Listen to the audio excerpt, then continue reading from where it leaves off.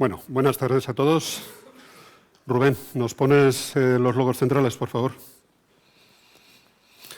Bueno, mi nombre es Juan Carlos Salvador, soy el director general de 12 Estrategia Digital. Daros a todos la bienvenida. Misión Apolo, Houston, tenemos un problema. Esta mañana me llamaba una periodista y me decía, oye, otras veces está bastante claro cuál es el sentido del TSA. Promoción de marca, potenciar empresas. ¿De qué leches vais a hablar esta vez en el TSA? Bueno, yo le he intentado transmitirle que creo que no hay ningún proyecto en la historia de la humanidad que haya transferido tanto a nivel de tecnología como ha sido del aspecto militar y demás al aspecto civil, como ha sido en este caso la carrera espacial. Hoy comiendo con Inocencio y comiendo con Carlos González y con algunos miembros del equipo del T660, ha sido como alguien que te cuenta una historia que tú has visto por televisión muchas veces y que la estás oyendo en primera persona. Hoy hemos querido que sea exactamente eso. Historias de dos personas. Cuando alguien dice en Burgos Bocanegra, ¿podéis levantar la mano si os suena el apellido Bocanegra? Madre de Dios, Inocencio. Da miedo mirar. Está un poquito acojonado, pero bueno, le vamos a echar una mano y nos lo vamos a pasar bien. Sobre todo, yo conocí la historia un poco de Carlos en un periódico, le llamé, estuvimos hablando y tiene una historia súper apasionante que contarnos. Y sobre todo, va a ser una historia en primera persona. Y sobre todo, hay una frase que yo me he quedado hoy, cuando salíamos y veníamos andando hacia el hotel, que era algo así, corrígeme, como he trabajado 40 años en la NASA y me he divertido cada hora, cada minuto y cada segundo de esos 40 años. Y porque me han jubilado, si no, allí que seguía todavía. Bueno, eso es, como el otro día con Inocencio, eso es lo que alimenta los sueños, la pasión y demás. Bueno, lo primero también dar las gracias a nuestros patrocinadores, que es la Fundación Caja Círculo, la Asociación de Empresarios del Polígono Villalonquejar, que es la promotora de esta idea, y Burgos Alimenta, Universidad Isabel I, el Plan Estratégico CSA, sobre todo a 9 Comunicación, Cristina y sus huestes, y en el aspecto de Burgos Alimenta, Gemma está haciendo una labor fenomenal en todo esto. Bueno, avanzamos un poco, Rubén. Estos que veis aquí, no sé si me puedes poner la central en las 3 pantallas. Estos que veis aquí son las personas que han ganado una invitación para el Congreso y Redes que se celebra los días 3 y 4 en nuestra hermosa ciudad de Burgos. Y Redes es un referente a nivel nacional en lo referente a redes, comunicación, medios y demás. Bueno, todas estas personas que veis a la izquierda, que son ganadores, tenemos 10 invitaciones. Íñigo Villariezo Pineda, Juanjo Rodríguez Alonso, Rodríguez González, Blanca de Beriana, Pilar Ibáñez, Santiago García, Rodolfo Pérez, Carolina, Raúl Salas y Melina Aguilar, sois poseedores de una invitación. Si no la recogéis aquí, pasaríamos a los siguientes. Lo siento mucho. Localizad luego a Cristina y ella os dará la invitación. Bueno, sin más, vamos a pasar al evento. Hoy vamos a hacer una cosa un poco especial. Yo le pedí a Inocencio que me dejara subir a presentar con él. Y diréis, ¿qué hace este mamarracho de blanco? Como decía el otro día alguien en la encuesta, todo está muy bien menos el mamarracho este de blanco que sale al principio. ¿Qué hace este mamarracho con una persona como Inocencio? Bueno, el que yo esté con él básicamente es un gesto de respeto. De respeto. Yo de jovencito cacharreaba mucho con la electrónica, las comunicaciones y hemos diseñado una presentación para que podamos intervenir entre los dos y él nos va a contar un poco su visión, cómo se vive la radioafición en los días actuales y que, al contrario de que la gente piensa que está muerta, la radioafición está más viva que nunca y anda más que nunca. La segunda ponencia va a estar a cargo de Carlos González. Nos va a hablar un poco de esas historias que se leen o que se cuecen en los fogones, se cocieron en los fogones de la NASA. Él fue jefe de operaciones del centro de la NASA en Madrid, en Robledo de Chabela, y después de 40 años, bueno, el otro día hablábamos de, yo iba hacia casa y oí en la radio de repente, Houston, tenemos un problema, y me di la vuelta. Bueno, hoy vamos a tener una sesión muy interesante. Os pediría que fuerais imaginativos en las preguntas y que no haya la típica pregunta de ¿pero de verdad el hombre llegó a la luna? ¿Llegó el hombre a la luna? Llegó el hombre a la luna, de verdad. Hay algunas curiosidades que nos ha contado y que no vamos a contar hoy delante de las cámaras, pero yo creo que nos vamos a divertir, ¿de acuerdo? Por lo tanto, Inocencio, cuando quieras, súbete a la palestra. Vamos a darle un aplauso porque está... Me encanta. Bueno. No sé por qué motivo está alguien que ha creado empresas, que como le definimos, es un burgalés primero, un empresario después y un inventor. Está, no sé si te he acojonado, pero... Sí, bueno, estoy pues, con el corazón a 460.000 kilómetros, cerca de la luna. Bueno, como él está un poco acongojado, sí. hemos diseñado una intervención en la que yo le voy a intentar lanzar preguntas y le vamos a intentar dirigir esta magnífica presentación que le ha hecho, que le ha costado un montón, no os creáis. Y vamos a intentar en 15 minutos transmitiros todo el saber y toda la experiencia que tiene alguien como un burgalés que ha creado empresas, ha creado patentes, es de una familia que todos, si ya haberte dado la vuelta, había... Ya, me da miedo, menos mal que hay poca luz Espera, ahora. ¿podéis levantar la mano todos aquellos que el apellido Bocanegra lo habéis oído alguna vez en Burgos? Gracias a todos. Acojonado. Sí, pero mucho, la verdad. Tenemos el servicio de urgencias... Ya allí, sí. si acaso, vale. Yo también llevo las pastillas. Bueno. Yo cuando empezamos a diseñar el otro día en su laboratorio esta presentación, el laboratorio de Inocencio es como la cueva de la NASA. Como la cueva de la NASA, una cosa muy rara llena de cacharros por todos los sitios y de repente te dice algo así como no toques ese que es el que les dejé a Steven Spielberg para grabar Salvad al soldado Ryan. Ah, sí. Bueno, el título que se nos ocurrió es La radioafición está más viva que nunca. Él realmente no se identifica como un radioaficionado al uso, él es otra cosa. Y vamos a intentar transmitiros en 15 minutos algunas de las líneas sobre las que él ha estado trabajando mucho tiempo. Rubén.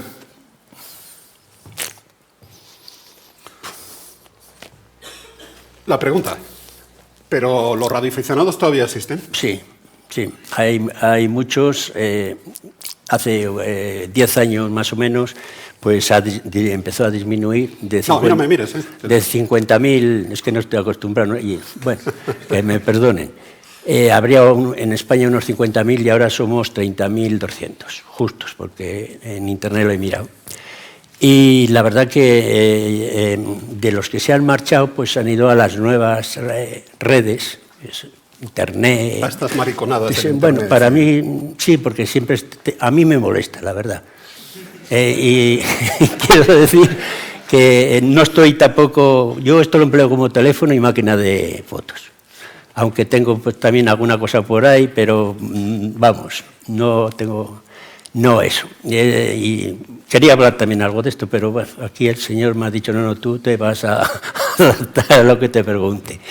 Y vamos a los radioaficionados, sí, pues una serie de ellos se marcharon porque no sienten afición. Para ser radioaficionado hay que estar un poco loco, como yo, y tener mucha verdadera afición. La radioafición es un mundo tremendo, es algo que puedes hablar, o sea, puedes entrenarte en cosas técnicas, conversar con otros radioaficionados que manejan igual que... Joder, bueno, estoy complicando la vida. Pero ven, se manejan técnicas en modificaciones, en equipos, se superan las antenas, ese es el primer plan de un radioaficionado. Después hay otro segundo plan, pues que también se habla pues, de lo que quieras, en plan familiar, en plan de amigos, conversaciones de cualquier nivel, puedes hablar con cualquier persona del mundo, puedes hablar, hacer una comunicación local. Burgos, por ejemplo, entre radioaficionados de Burgos, que por aquí he visto alguno. ¿Cuántos radioaficionados hay en la sala? ¿Uno? ¿Solo? ¿Tú? No, ¿cómo? Ahora sí. Sí, ahora sí. Perdona. Para. No apaguéis las luces. ¿Cuántos usáis WhatsApp? Mira, ¿eh? Hemos equivocado el foro. Sí, yo creo que sí, pero vamos, es diferente. Bueno, un poco como intentamos transmitir en este slide, lo que queremos que veáis es que para alguien como Inocencio, la radioafición no es un hobby. Bueno, en mi caso es hobby, lo que pasa que yo lo empleo más que como locutor de radio, empleo más como recuperación de equipos antiguos, porque yo dispongo en el museo que tengo en Belorado. No sabía, luego nos cuentas. ¿Ah, sí? No. Ahí está el señor Jorge, que es el director, nos puede contar mucho más que yo. Pero lo mío son las tripas. O sea, lo mío no es hablar, lo mío es coger un destornillador y meterme en ello, repararlo, buscar documentación por internet, que eso sí que lo empleo mucho y es el único sistema que... O sea que de este slide que tenemos aquí, los puntos 2, que os interesáis por el mundo de las comunicaciones, que efectuáis ensayos y que todo eso sin ánimo de lucro, ¿es correcto? Es correcto, totalmente correcto. O sea, un radioaficionado, ya lo he dicho, tiene que estar un poco loco, se dedica mucho hacia el exterior, hacia la gente.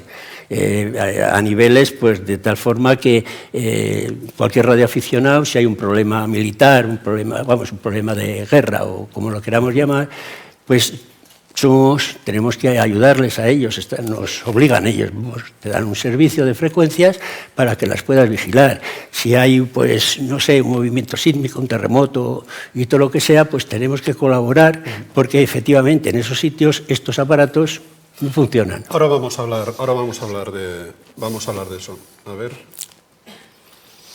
Seguimos haciendo el canelo con esto. Ahí.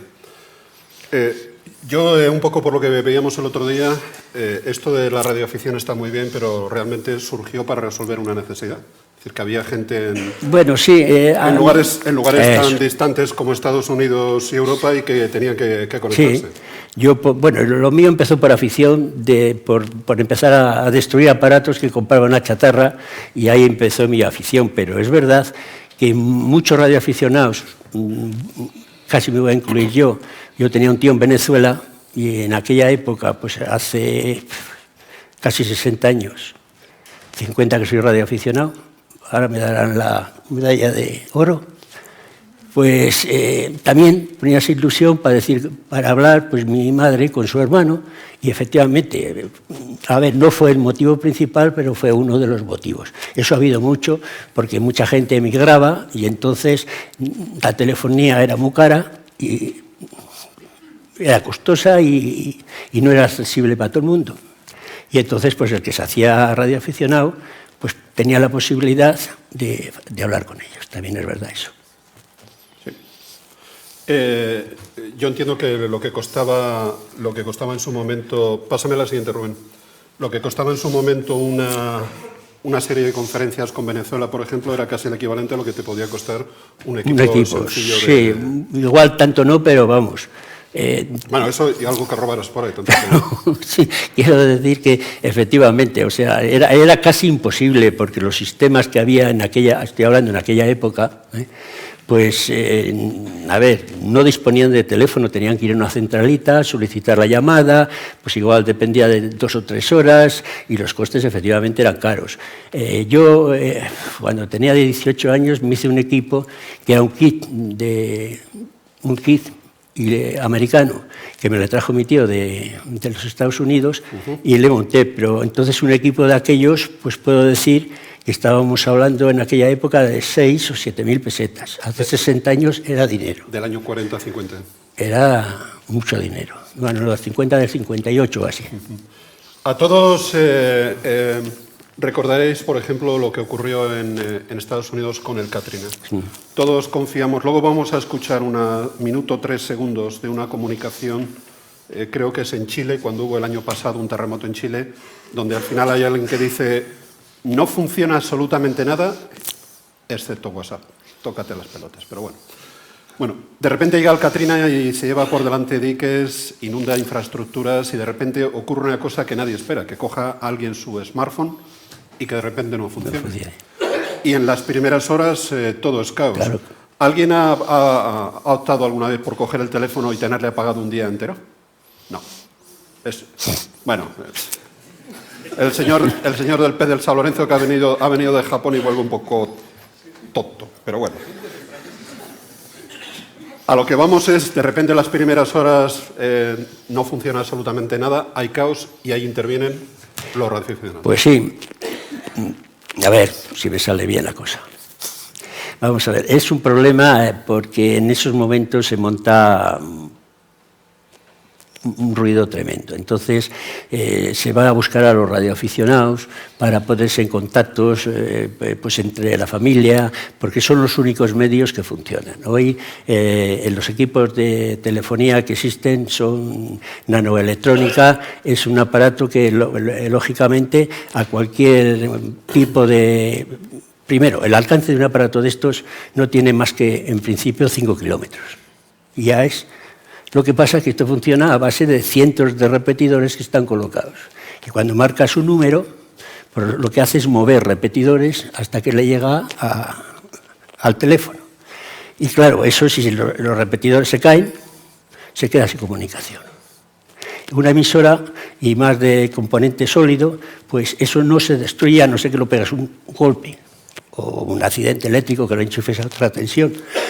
Y esos aparatos, en caso de un efecto nuclear, efecto de no sé, tormentas estáticas y todo eso, esos aparatos siguen funcionando. Y entonces son los únicos dispositivos que sirven para hablar, pues, en esos casos. Entonces, de alguna manera, la sociedad tenía un poco como olvidado al principio de la era de Internet a los radioaficionados. Pero está claro que ante una catástrofe, como veíamos, esto creo que es el Katrina, en la que murieron miles o cientos de personas, se destruyeron las infraestructuras. Los únicos que tendrían capacidad para movilizar todo un país, contando con las fuerzas de seguridad o fuerzas de logística, serían los que lo harían, entiendo además, de una forma completamente altruista y dedicada. Eso es, totalmente lo tienes que hacer, pues, por obligación y porque un radioaficionado en principio tiene que ser una persona pues un poco legal, tiene que ser un poco amable y se tiene que dedicar a los demás. Eso es en principio. Después tiene una ventaja, las emisoras, si se marcha la corriente eléctrica, las emisoras funcionan con baterías y baterías en cualquier parte vas a encontrar. O sea que es algo que nunca sería el único problema. Un poco la idea que marcábamos el otro día es que al final para un radioaficionado no hay distancias. El otro día en el laboratorio de Inocencio contactamos con Estados Unidos, contactamos con Tenerife, contactamos con un barco pesquero cerca de Finlandia y estábamos en Burgos con una antena y un equipo, bueno, un tanto avanzado, pero que tampoco sin mucho despliegue. Bueno, tengo equipos buenos, el que te enseñé es un Icon, es un equipo de una tecnología de hace 15 o 20 años, pero es una gran emisora y con esa emisora yo he hablado con todo el mundo, y con una antena o con un dipolo. O sea, no te hablas con el vecino de abajo por lo de la gotera, pero con el resto del mundo sí. Y se hacen muchas amistades buenas en la radio. ¿Se liga eso como, es fundamental. Como en Internet o...? Yo es que no ligo en ninguna parte. Esto es un minuto 3 segundos lo que dura este pequeño vídeo, que realmente es un audio, que está grabado en el terremoto de Chile del año pasado. Un seísmo de repente son... no sé, 3 minutos, minuto y algo, 2 minutos, y puede causar una destrucción importante.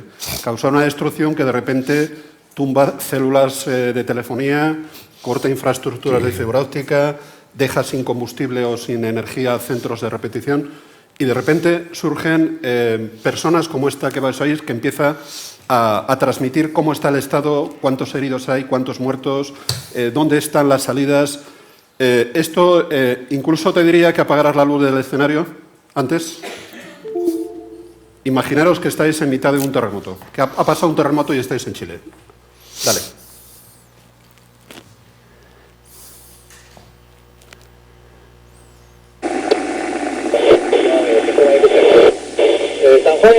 Siria, pleno centro de capital.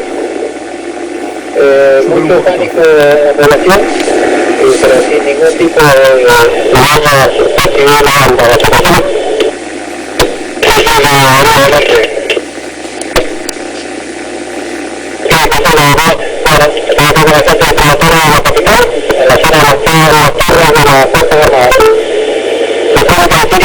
Mucha gente en la voz pública y mucho pánico. Algunos cuantos años.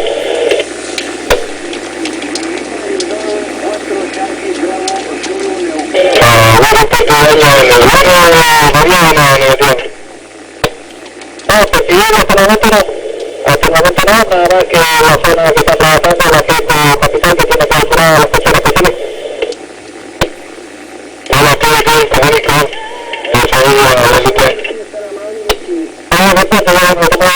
Mantengo por esto, tengo mejores condiciones. Mantengo por esto, me busqué para estar bien. Escuchando la zona de San Carlos, completa tranquilidad, que activan si necesitan la 1 y cierran salidas de Cruz San Carlos.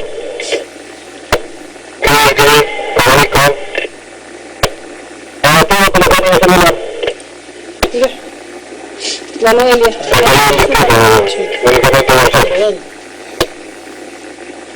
Ok, atento, atento. Estaba atento, frecuencia.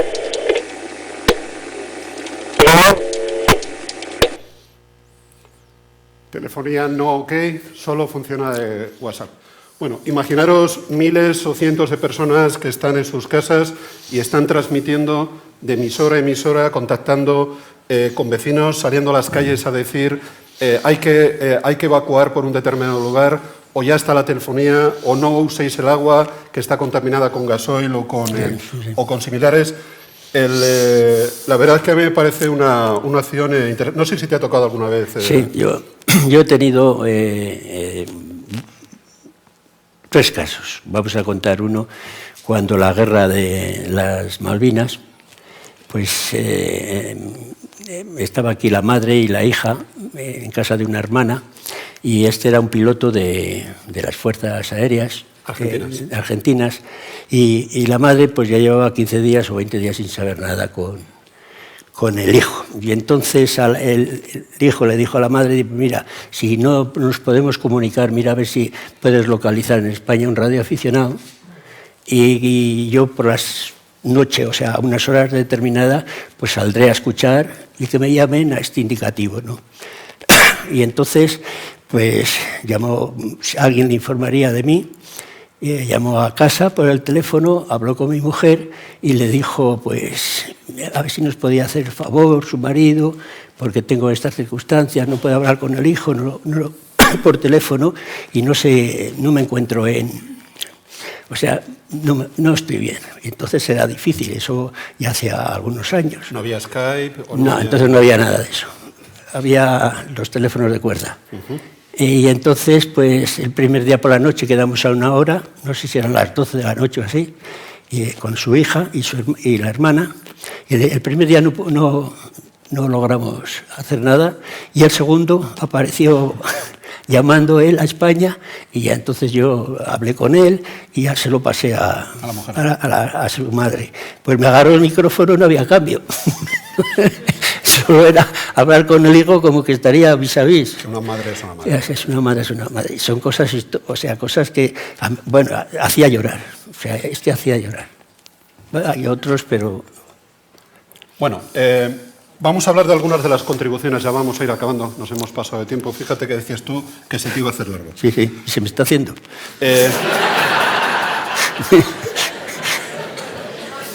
Uno de los casos de radioafición donde las comunicaciones fueron más críticas fue en el hundimiento del Titanic.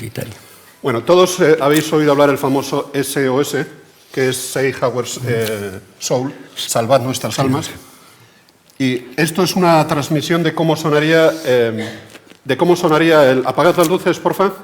Si alguien quiere cerrar los ojos, va a sentir lo mismo que sintió el Carpathia cuando recibió este mensaje. Dale, Cera.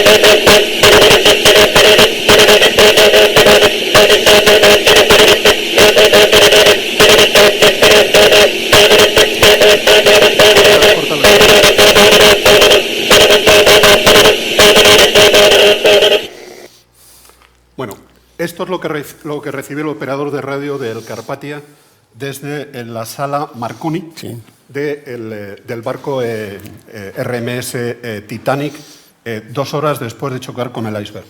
Bueno, ¿por qué hemos puesto esta comunicación de Morse? De telegrafía. Hoy comiendo con Carlos y con Inocencio, de repente Carlos les peta algo así como esto está ya prohibido,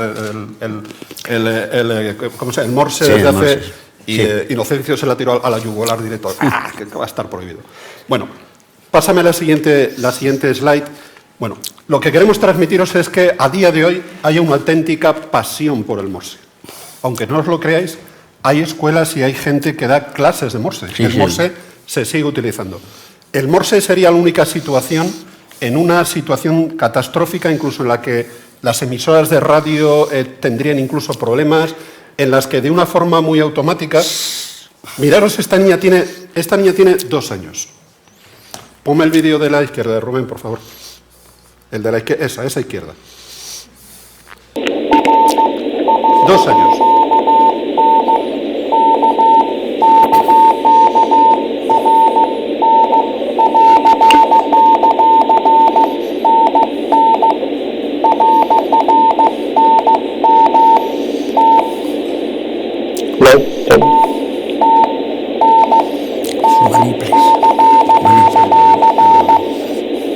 Suficiente. Bueno, fijaros como incluso una cría de 2 años es capaz de manejar esto. Bueno, el segundo que está en blanco os voy a pedir un pequeño ejercicio.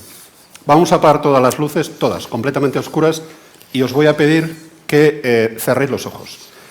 Y después vamos a intentar identificar, a ver si sabéis, que la gente levante la mano, es decir, cerrar los ojos, escuchar el sonido, y los que identifiquéis el sonido, levantad la mano antes de abrir los ojos y mantenerlo hasta que yo os diga. ¿Apaga las luces? ¿Todas? Sí, se puede. ¿Ya? Cerrad todos los ojos, por favor. Ya.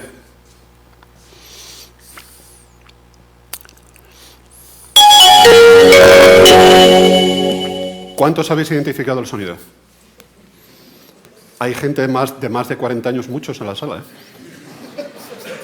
Bueno, Nokia era el gigante, era el gigante de las telecomunicaciones, cientos de catálogos de producto en sus listados, un sonido reconocible a todas las luces. Cuando alguien arrancaba la primera vez un Nokia, sonaba siempre así y era reconocible.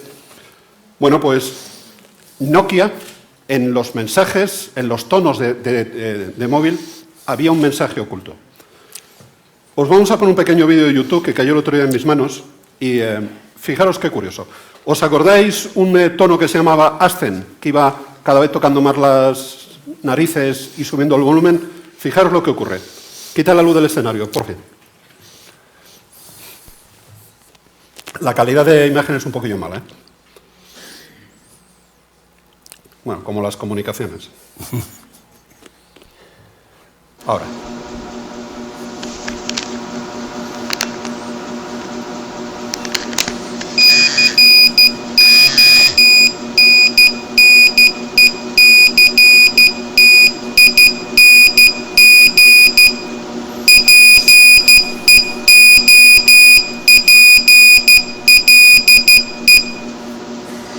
Ya.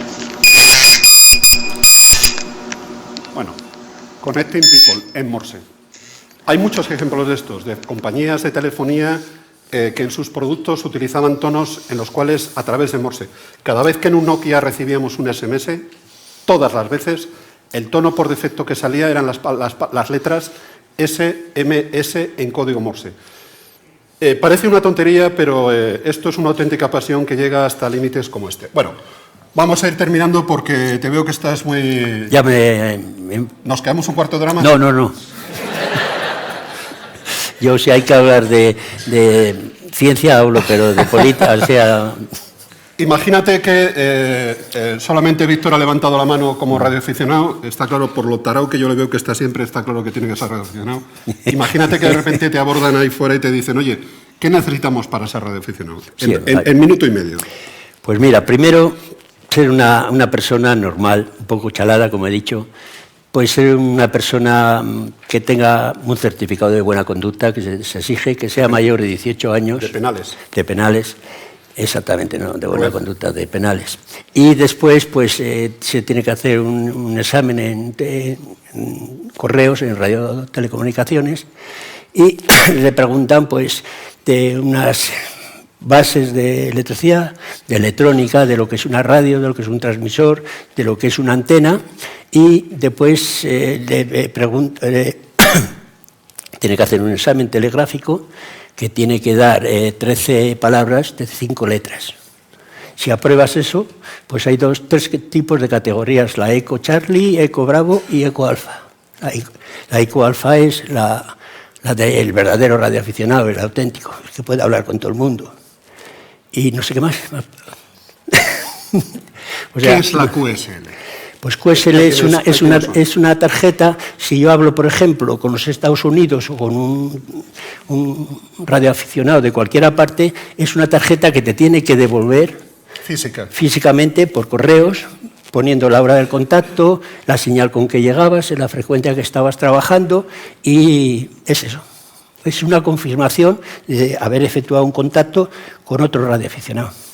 Sí, o sea que... De esas tengo miles. De esas miles. Entiendo que esto será un objeto de coleccionismo y demás. Sí, claro. O sea al final todo esto es pasión, sí, pasión, y historia para contárselo a los nietos. ¿Ves cómo no ha sido tan complicado? No, pero la música la llevo, ¿eh? ¿Sí? Sí. La radioafición... Pero me la has hecho pasar bien, quiero decir.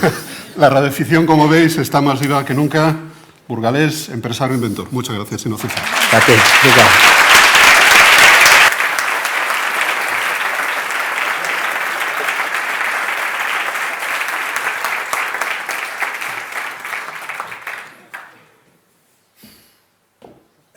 Houston, tenemos un problema. No, espero que no. Rubén, ponnos los identificativos a la derecha, por favor. Carlos González es el jefe de operaciones de la estación de Robledo y Chabela. Correcto. En Madrid. En Madrid. Ha trabajado 40 años para la NASA. Un poquito más. Bueno, se te ha hecho corto entonces. Se me ha hecho corto. Además, no quiero decir cuántos para que la gente no se haga una idea de mi edad. ¿Qué tienes? ¿52? Justo. Sí, es que entre muy pequeño. Bueno, aquí donde veis este pequeño gran hombre nos va a contar algunas de esas historias que de alguna manera siempre uno intuye que están detrás de las campañas y de operaciones como esta que fue en su momento. Hoy comiendo hablábamos de el Apolo, el Eagle, el Apolo 11, Apolo 13. Porque Eisenhower, que era amigo tuyo, ¿no? También. Íntimo. Sí. Bueno, Carlos nos va a hablar un poco de los fogones de la carrera especial. Con todos vosotros os dejo a él. Sí.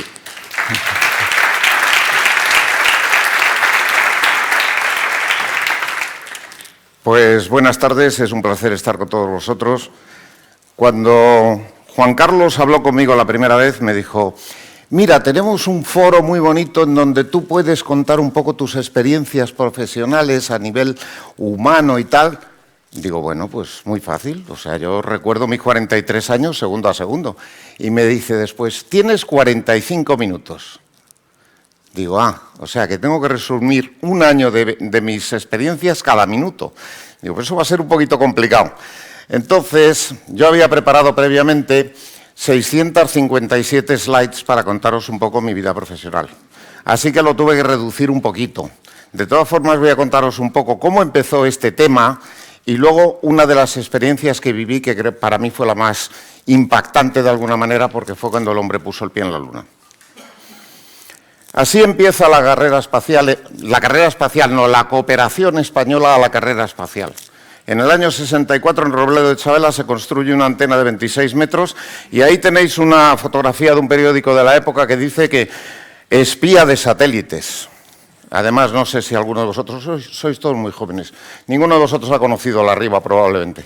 Pero bueno, y ahí veis el entorno de Robledo en donde esta antena estaba tomando forma, y ahí veis a unas lugareñas lavando la ropa en una especie de abrevadero, y detrás la más alta tecnología. Esta antena se empezó a construir en el 64 y se terminó en un tiempo récord para que en el 65 fuera capaz de recibir las primeras imágenes que se iban a transmitir desde un planeta otro que la Tierra. Y esas imágenes venían del Mariner 4. Y aquí tenéis la primera foto del Mariner 4 que recibe España. Y ahí tenemos nuestro primer hito histórico y del cual tenemos que estar muy orgullosos. Obviamente, si miramos la foto, Dios mío de mi vida, hoy se sacan fotos de Neptuno con muchísima más resolución. Y esto era Marte, que está a la vuelta de la esquina. Pero claro, hablamos de hace 50 años. Entonces, de alguna manera era un hito y lo recibimos nosotros. ¿Qué ocurre? Que en los 2 años siguientes se construyen 2 antenas más. Una en Fresnedillas, que era para vuelos tripulados, porque ya el proyecto Apolo ya estaba muy avanzado y hacía falta una antena más que estuviera a 120 grados de longitud y que estuviera cerca de una antena ya existente. Así que en Fresnedillas, que estaba muy cerquita de Robledo, se construye la antena de MSFN. Y se construye otra antena en Cebreros, igual que la de primera que se hizo en Robledo, para ayudar a la antena de Robledo. En aquella antena de Fresnedillas fue donde yo empecé a trabajar. En el año 68, justo antes de que se lanzara el primer vuelo tripulado del proyecto Apolo, que fue el Apolo 7, yo ya estaba participando en el proyecto Apolo. Entonces, mis vivencias en el proyecto Apolo son muy importantes. ¿Cómo era la vida en aquellos momentos en la estación? Este era nuestro control del transmisor. Como veis, es todo automático. O sea, los cambios de frecuencia se hacían con un mando que movías a mano. Para ponerlos, cerrar y abrir las conexiones y para conseguir que la señal entrara como debía de entrar, son todo botones y los displays eran totalmente analógicos. Esa era la tecnología con la que nos encontrábamos. Pero ojo, a pesar de ello, esta tecnología era tecnología punta en aquellos años. El receptor, por supuesto, era similar. Ahí tenéis al receptor.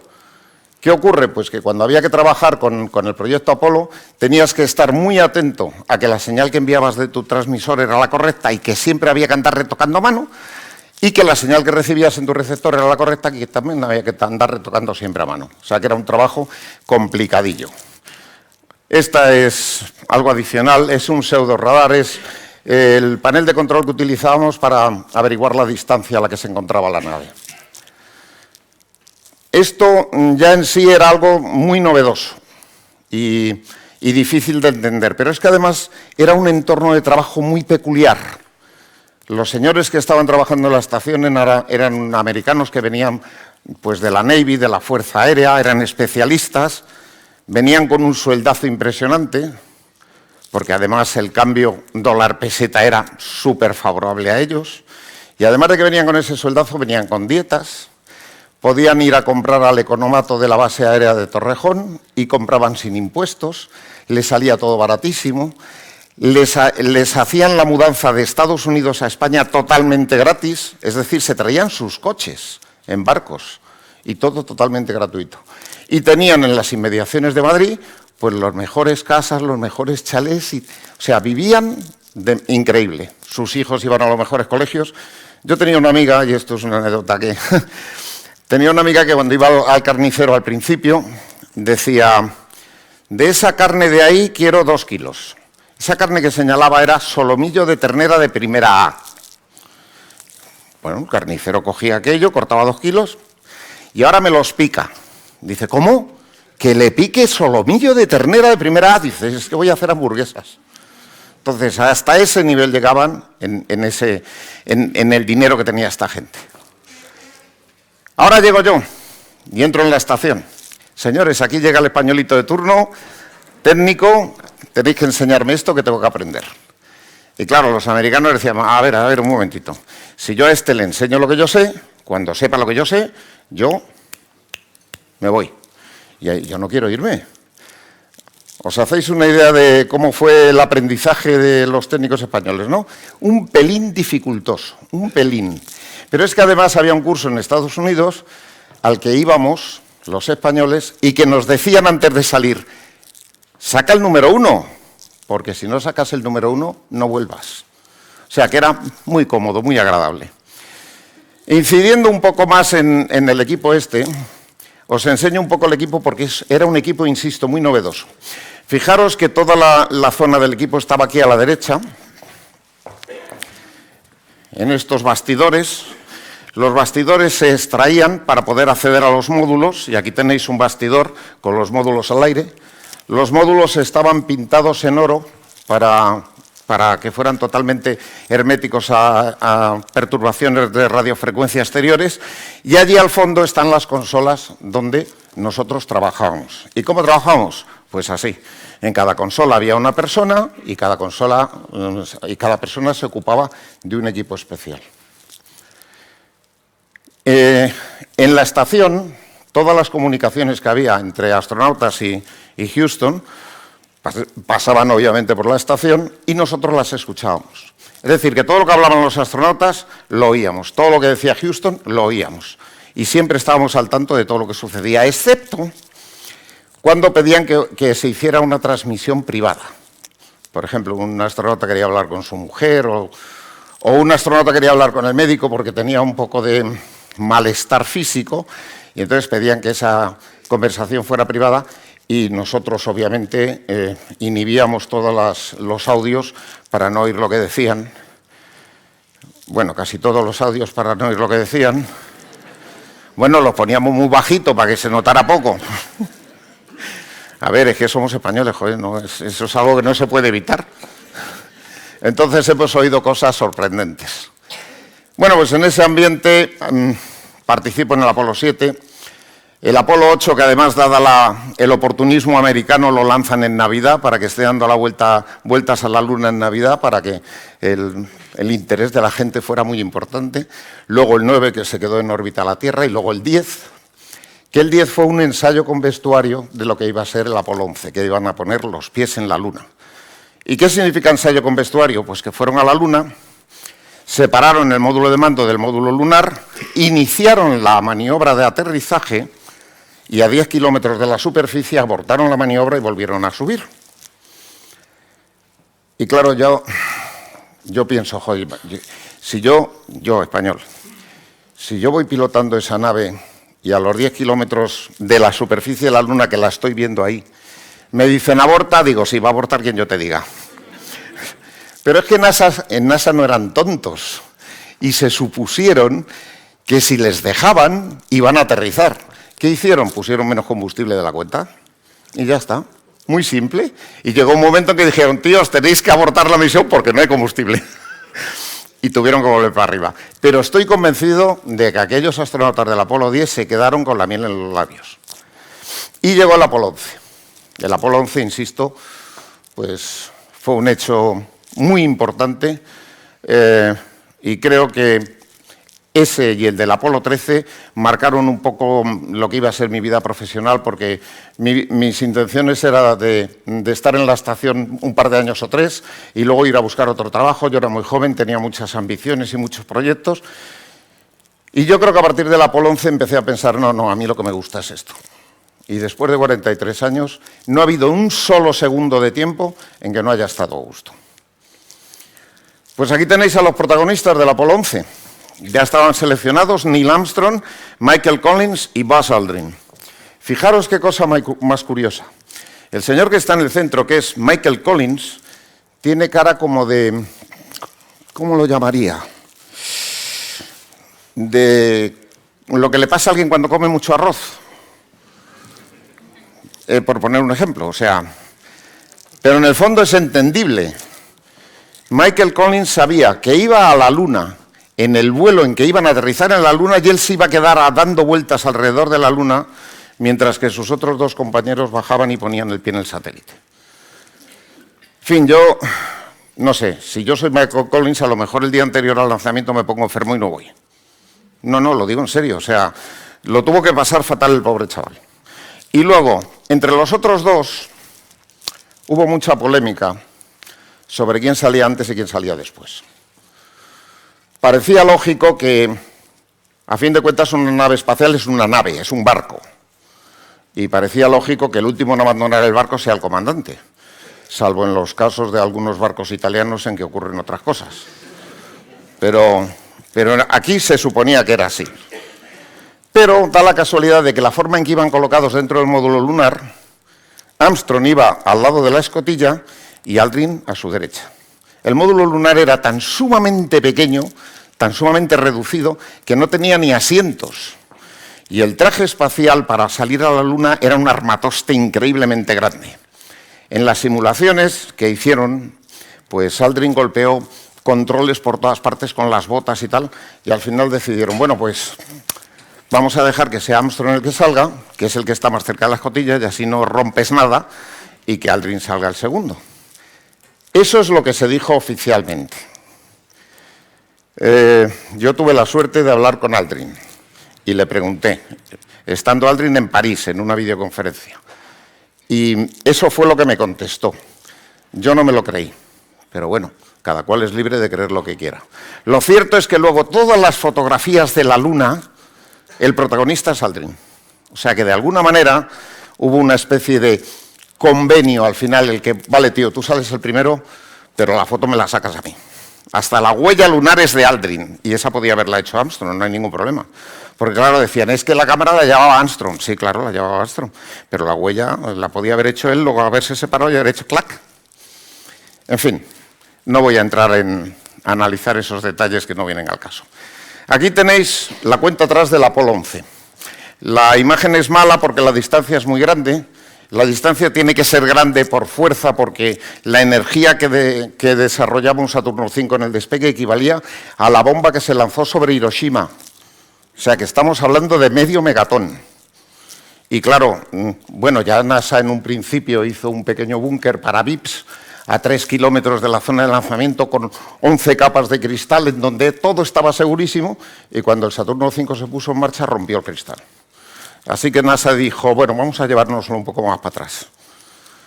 Bueno, pues ahí tenéis el lanzamiento del Apolo 11 y ahora vamos a ver unas imágenes impresionantes de unas cámaras de alta velocidad que están junto a los motores cuando este bicho despega. Esto, claro, está muy ralentizado porque, insisto, las cámaras son de muy alta velocidad. Ahí veis que los motores están empezando a encenderse. ¿No podéis quitar un poco de luz de aquí? ¿Podéis apagar un poco de luz de aquí? Eso. Ahí veis a los motores cómo están empezando a encenderse. Esto que hay aquí, esto, es una sujeción, una cosa que está, hay 4 alrededor y es lo que está sujetando el cohete a la plataforma de lanzamiento para que no se suelte antes de que los motores estén al 100%. Observad que todo el humo que ha salido ahora de repente es reabsorbido conforme los gases van ganando potencia y empuje, reabsorben el humo y al final, y además va cambiando el color.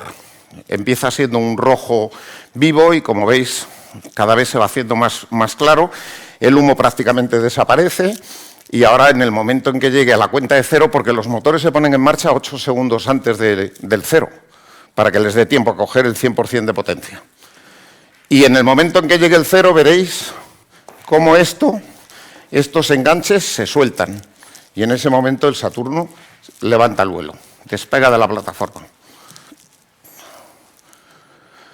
Todo eso que se ve caer no es que se esté rompiendo el Saturno V.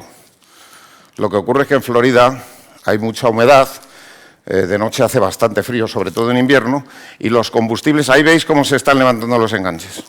Los combustibles que se usan son combustibles de bajísima temperatura, porque es oxígeno líquido y un queroseno súper refinado líquido también, y entonces se crea una escarcha alrededor de todo el cohete. En el momento del lanzamiento, debido al calor que se produce y a la vibración, toda la escarcha se suelta y parece que el Saturno se está rompiendo, pero no se rompe. Esto es una animación de lo que sucede después. El Saturno V tiene 3 fases. La tercera fase pone en órbita terrestre a la nave y esa última fase es la que se inyecta hacia la Luna y ya salen hacia la Luna. Ahí van hacia la Luna. La tercera fase, el módulo de mando, que es este, el módulo de mando, y el módulo de servicio. Y justo en la parte superior de la tercera fase está el módulo lunar. Y ahora lo que hay que hacer es extraer ese módulo lunar. Y para extraerlo, el módulo de mando y de servicio se separan, giran 180 grados, y ahora veréis cómo enganchan el módulo lunar y lo extraen. En el momento en que extraen el módulo lunar, como además ya llevan la dirección y la velocidad adecuada, pues ya está, ya van camino a la Luna. La tercera fase se le da un pequeño toque para que se desvíe, para que no haya problemas de impactos, y ya vamos camino a la Luna.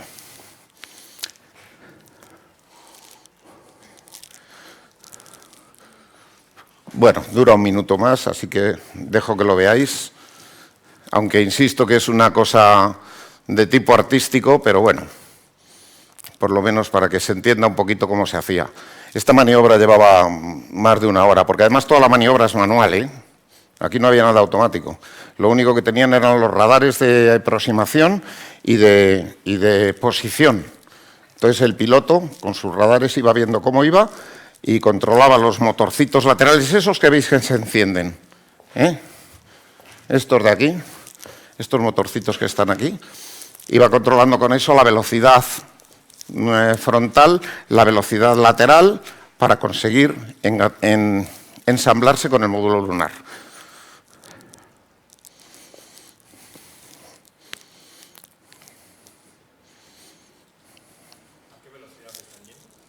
Pues probablemente algo así como 1 metro por minuto, más o menos. No, es muy lento, es lentísimo. No se pueden exponer a... Ya van camino a la Luna, no se pueden exponer a darse un golpe y que algo se estropee. Porque además dar la vuelta ahí ya empieza a ser complicado. Hombre, lo que pasa es que el motor del módulo de servicio es un motor muy potente.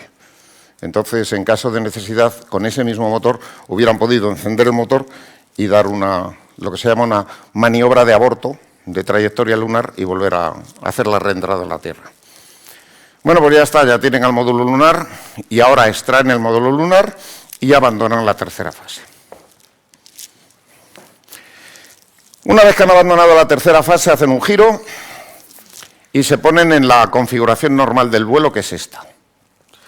La parte frontal, veis el módulo lunar, con 2 fases. Esta fase de aquí es la fase de aterrizaje, con su motor de aterrizaje y las patas.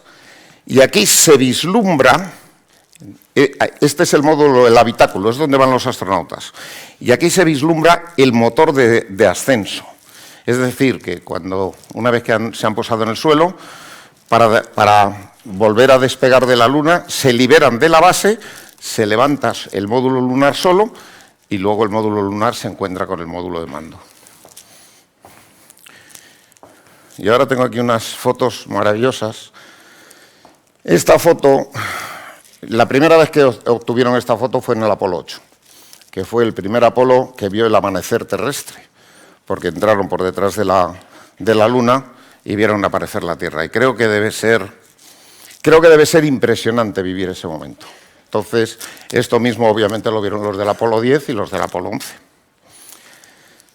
La órbita en la que entran cuando llegan a la Luna es una órbita un poquito elíptica, tiene 100 kilómetros por 200, hacen un segundo frenado, obviamente para entrar en órbita hacen un primer frenado, hacen un segundo frenado y la ponen en una órbita ya circular de 100 kilómetros, y ya una vez que están en la órbita circular, desde Tierra se verifican todos los parámetros, la trayectoria, la posición, todo, y le dicen, chicos, podéis iniciar la maniobra. Esto es una vista del módulo de mando y módulo de servicio.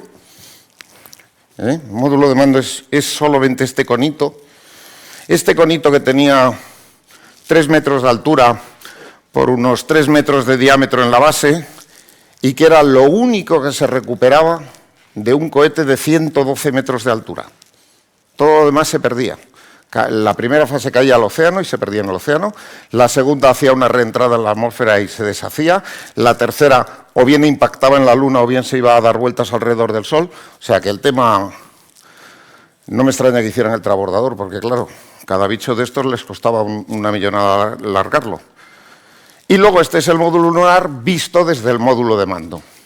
Esto era muy importante porque el piloto del módulo de mando tenía que verificar que no se veían a simple vista fallos estructurales, porque era lo que iba a determinar si los otros iniciaban la maniobra de aterrizaje o no. Y se inicia la maniobra de aterrizaje. A ver, todo iba muy bien, habían llegado a la Luna, estaban muy contentos ellos. Hay una cosa muy importante y es que en las comunicaciones entre astronautas y Houston no hay emoción, no hay... Son asépticas, son unas conversaciones que parecen, si no fuera porque sabemos que están allí los astronautas, parecerían hechas por un robot. Tienen un entrenamiento psicológico, o tenían aquellos astronautas tan sumamente increíble que no dejaban exteriorizar sus emociones, aunque estuvieran nerviosos. Hablaban con una tranquilidad sorprendente, pero en Madrid no nos engañaban, claro. ¿Y por qué no nos engañaban? Porque nosotros teníamos unos grabadores de papel en donde grabábamos todas las constantes biomédicas. Así que cuando veíamos que a un astronauta, que normalmente tenía unas pulsaciones de 80, le subían a 110, decíamos, macho, ya puedes decirlo muy tranquilo, que está muy nervioso. O sea que no nos engañáis. Se va a iniciar la maniobra de descenso. Para ello, se cierra la escotilla del módulo lunar, se cierra la escotilla del módulo de mando y entre ambos módulos pues hay un pequeño conducto que se supone que hay que despresurizar y que se supone que los astronautas despresurizaron. Pero lo cierto es que cuando sueltan el módulo lunar del módulo de mando, aquello hizo como el corcho de una botella de cava. ¡Pum! Y el módulo lunar se fue a 8 kilómetros de distancia. No tiene mayor importancia que el hecho de que sea una anécdota. Obviamente utilizaron los motorcitos de reacción, volvieron para atrás y se presentaron delante del módulo de mando como en la foto que os he enseñado antes. Y le dijeron a Collins, oye, ¿cómo nos ves? ¿Estamos bien? ¿Tenemos buen aspecto? Y estáis divinos, ya podéis bajar. Bueno, pues lo siguiente es que Houston les da los parámetros para encender el motor de frenado e inician el descenso. Para iniciar el descenso tienen que colocar la nave en una posición especial en la cual los astronautas están mirando al cielo y la Luna está allá abajo. Que eso debe ser incomodísimo también. Es como, no sé, como si vais conduciendo un coche que el coche conduce en automático, es decir, que no tenéis que llevar el volante, pero no veis la carretera. Estaréis muy seguros de que el coche lo está haciendo bien, pero a mí me gustaría ver la carretera. En fin, inician la maniobra y lo primero que ocurre en Madrid es que perdemos las comunicaciones con el módulo lunar. Obviamente dimos un salto a correr a ver qué pasa con los equipos, la antena, no está la antena bien puesta, no estamos bien posicionados, algo se ha estropeado, algo... Sin embargo, sí teníamos comunicación con el módulo de mando. Pues qué raro, qué raro. Bueno, lo que había pasado es que en el módulo lunar había una antena de muy alta ganancia y que iba totalmente en automático y que era la sofisticación más grande del mundo y que el que la programó se equivocó en un signo. Y en lugar de poner un más en un sitio puso un menos y entonces cuando la antena estaba mirando a la Tierra pensaba que estaba mirando al módulo lunar y se desviaba para evitar el módulo lunar. Y cuando miraba al módulo lunar que no pasaba la señal, decía, ahora estoy bien posicionada, ahora estoy mirando a la Tierra. Yo ahora os voy a contar lo que creo que pasó dentro del módulo. Y os lo voy a contar primero porque, bueno, he vivido muchos años en Estados Unidos, conozco su idiosincrasia, conozco su sentido del humor, les conozco muy bien. Y yo me imagino a Armstrong diciendo, pero Aldrin, tío, tenemos el equipo de comunicaciones más sofisticado del mundo y perdemos la comunicación. Chico, ¿yo qué quieres que haga? Esto está en automático, esto funciona como tiene que funcionar. No, no funciona como tiene que funcionar, porque si no tendríamos comunicación. Y yo hoy quiero bajar a la Luna, que quede claro. Pon la antena manual y búscame la Tierra. Así que el pobre Aldrin puso la antena manual, empezó a manejarla y ¡pum! Apareció la señal. ¡Ah, ya tenemos la señal!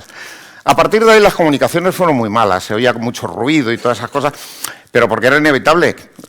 Fijaros en este dibujo que conforme la nave va frenando, va cambiando su aspecto en el espacio, con lo cual la antena tenían que estar corrigiéndola constantemente. O sea, ese fue el primer problemilla. Pero insisto, Armstrong quería bajar ese día a la Luna como fuera. Bueno, pues siguen bajando. ¿Qué es lo siguiente que ocurre? Lo siguiente que ocurre es que aparece una alarmita 1202. Y la alarmita 1202 la miran inmediatamente en el libro de alarmas y dice Execute Overflow, no corsets. No sé a quién de vosotros os dice algo eso. Probablemente muy pocos. A los astronautas, de luego, no les decía nada. Así que Armstrong, con esa calma increíble que os digo, habla con Houston y dice, Houston, 1201. No, perdón, 1202, que era la primera. Y no dijo nada más. En Houston estaba ese día pues lo más florido del diseño de la nave. Estaban los que habían hecho el software, el hardware, o sea, estaba todo Cristo. Y la señorita que había hecho el software, estaba allí, dijo, no pasa nada, no pasa nada. Esto es un Execute Overflow, que lo que significa es que la cantidad de información que recibe el ordenador es tan sumamente grande que no puede procesar en tiempo real todos los datos. Y entonces algunos datos los atrasa un poco, pero no pasa nada. Consecuentemente, el comunicador con la nave dice, Eagle, go ahead, no problem. Y Armstrong contesta, copy. Ya está. Y yo digo, joder, es sorprendente, ¿no? Porque nosotros hubiéramos preguntado, ¿cómo que no problem? En un momentito, vamos a ver. Vamos a ver, tío. Tengo una alarma 1202. No me digas que no hay problema. Algo pasa. Cuéntame algo. No. Copy. Siguen bajando. Y al cabo de un rato, alarma 1201. Y además hay una lucecita roja intermitente que dice Master Alarm. Houston, Eagle, 1201. Con las mismas, los de Houston se ponen en marcha y va, 1201, ¿qué pasa ahora? ¿Qué pasa? Sale otra vez la programadora y dice, bueno, es que ahora ya la cosa es un poquito más seria. Ya la cantidad de información es tan grande que es que algunos de los comandos que tiene que ejecutar ya no puede ejecutarlos. ¿Y cuál es la alternativa? Abortar la misión. ¿Y no hay otra alternativa? Hombre, pueden intentar bajar manual. Eagle, Houston, you can either abort or go manual. Obviamente Armstrong dijo copy. Miró a su amigo Aldrin y le dijo, tío, tenemos trabajo. Esto lo bajo yo a mano porque yo hoy bajo a la Luna. Así que se soltó las bridas que le sujetaban a la pared, porque como os he dicho no había asientos dentro del módulo lunar. Se fue a los mandos y empezó a bajar.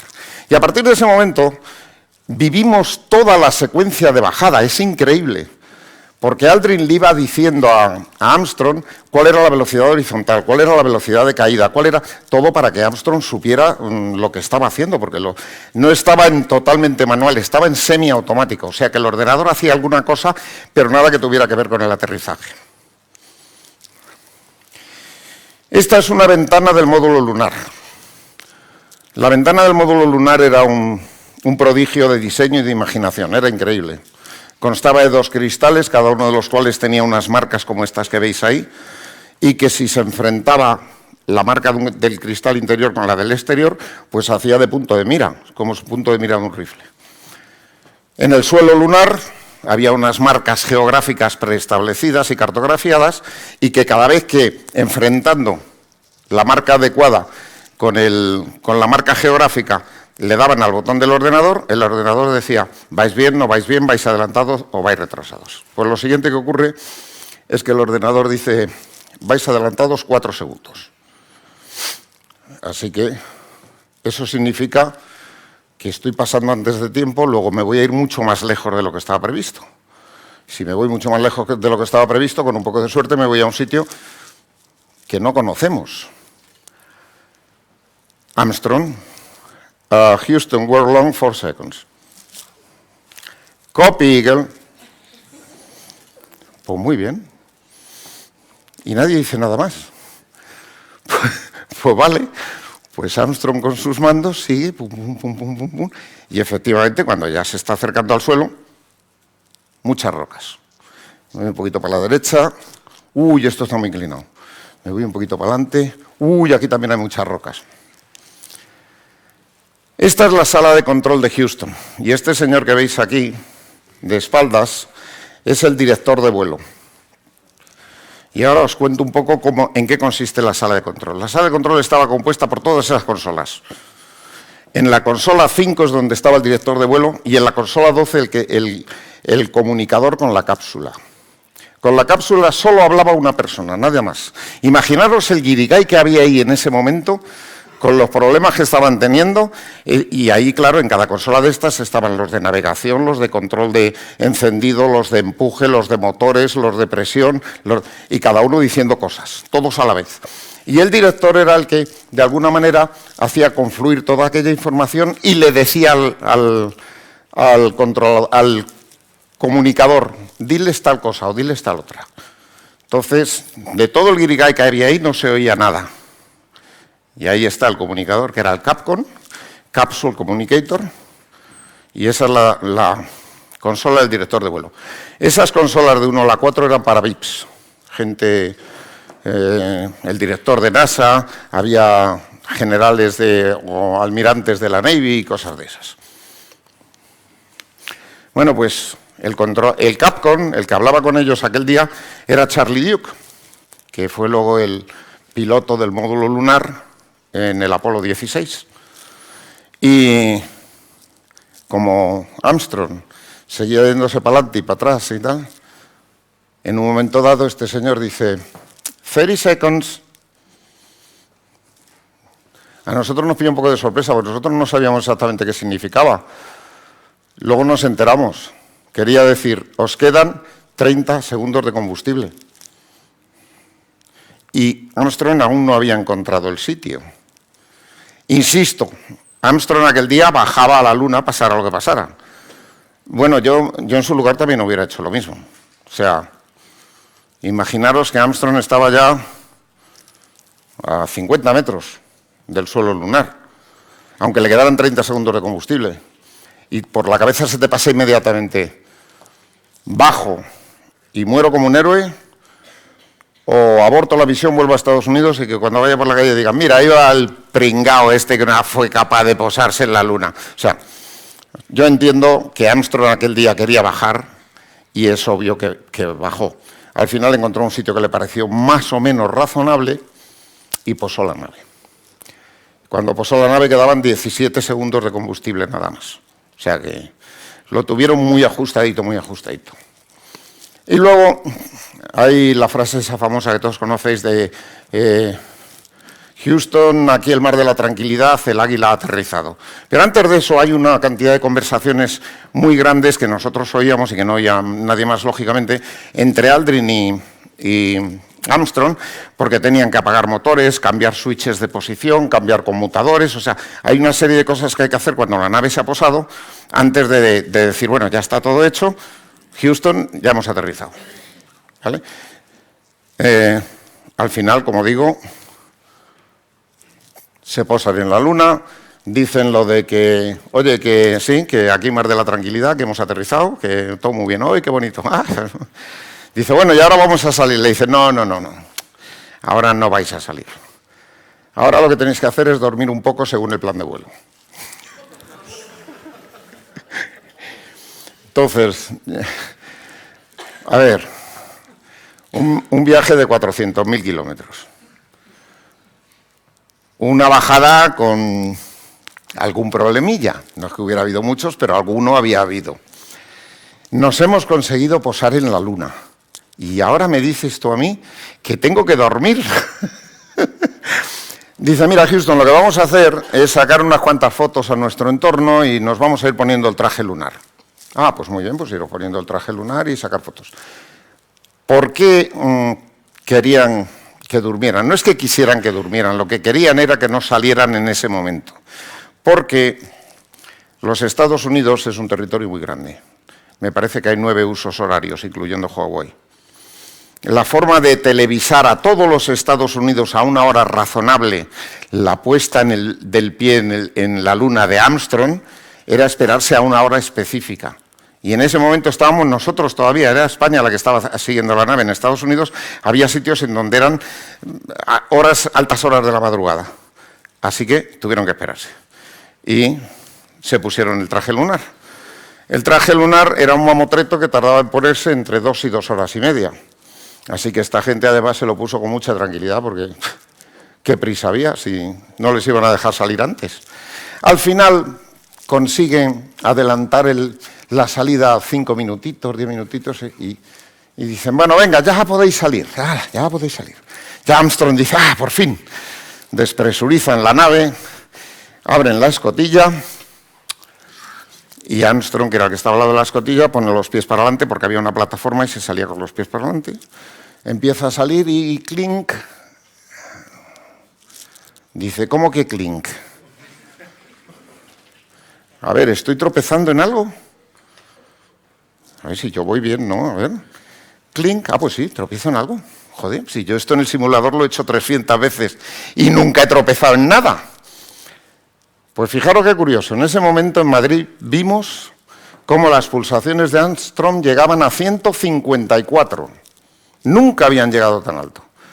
Pero en ese momento pensó, no salgo, y fijaros lo nervioso que se pondría, que le subieron las pulsaciones a 154. No puedo evitar pensar, pues eso, en 2 astronautas españoles. Joder, es que hay que pensarlo, no hay más remedio. Sobre todo si alguno de vosotros ha visto la película aquella de Tony Leblanc del astronauta, que era una película muy interesante, que se rodó en Fresnedillas además.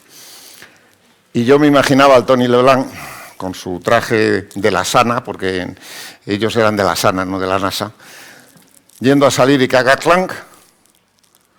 Aldrin, mira ahí en la caja de herramientas a ver si encuentras una lima un poquito grande que parece que me atranco un poco por aquí. O sea, que está claro que yo voy a salir, sea como sea. Bueno, con la ayuda de Aldrin, al final lo colocó de la posición adecuada y Armstrong se puso sobre la plataforma. Y ahí llega el primer regalo para la Luna, en ese momento. Todos los desperdicios biológicos que habían acumulado desde que salieron de la Tierra hasta que llegaron a la Luna, que iban en un envase muy bien cerradito y muy tal, Aldrin se los pasa a Armstrong y Armstrong los coge y los deja caer. No hace falta que os diga que si algún día vienen extraterrestres, yo me imagino que no, pero bueno, si algún día vienen extraterrestres, no van a venir directamente a la Tierra, lógicamente irán a nuestro satélite primero a ver qué hay por allí. Y lo que se van a encontrar es una cantidad de porquería, de bichos rotos, de naves estrelladas, pero no os digo lo que puede pasar si encuentran uno de esos recipientes y lo abren. Bueno. Bien. Armstrong inicia su bajada, y además la bajada, si alguno tuvisteis la suerte de verlo por televisión, pues fue muy desangelada. Los saltos parecía que iba...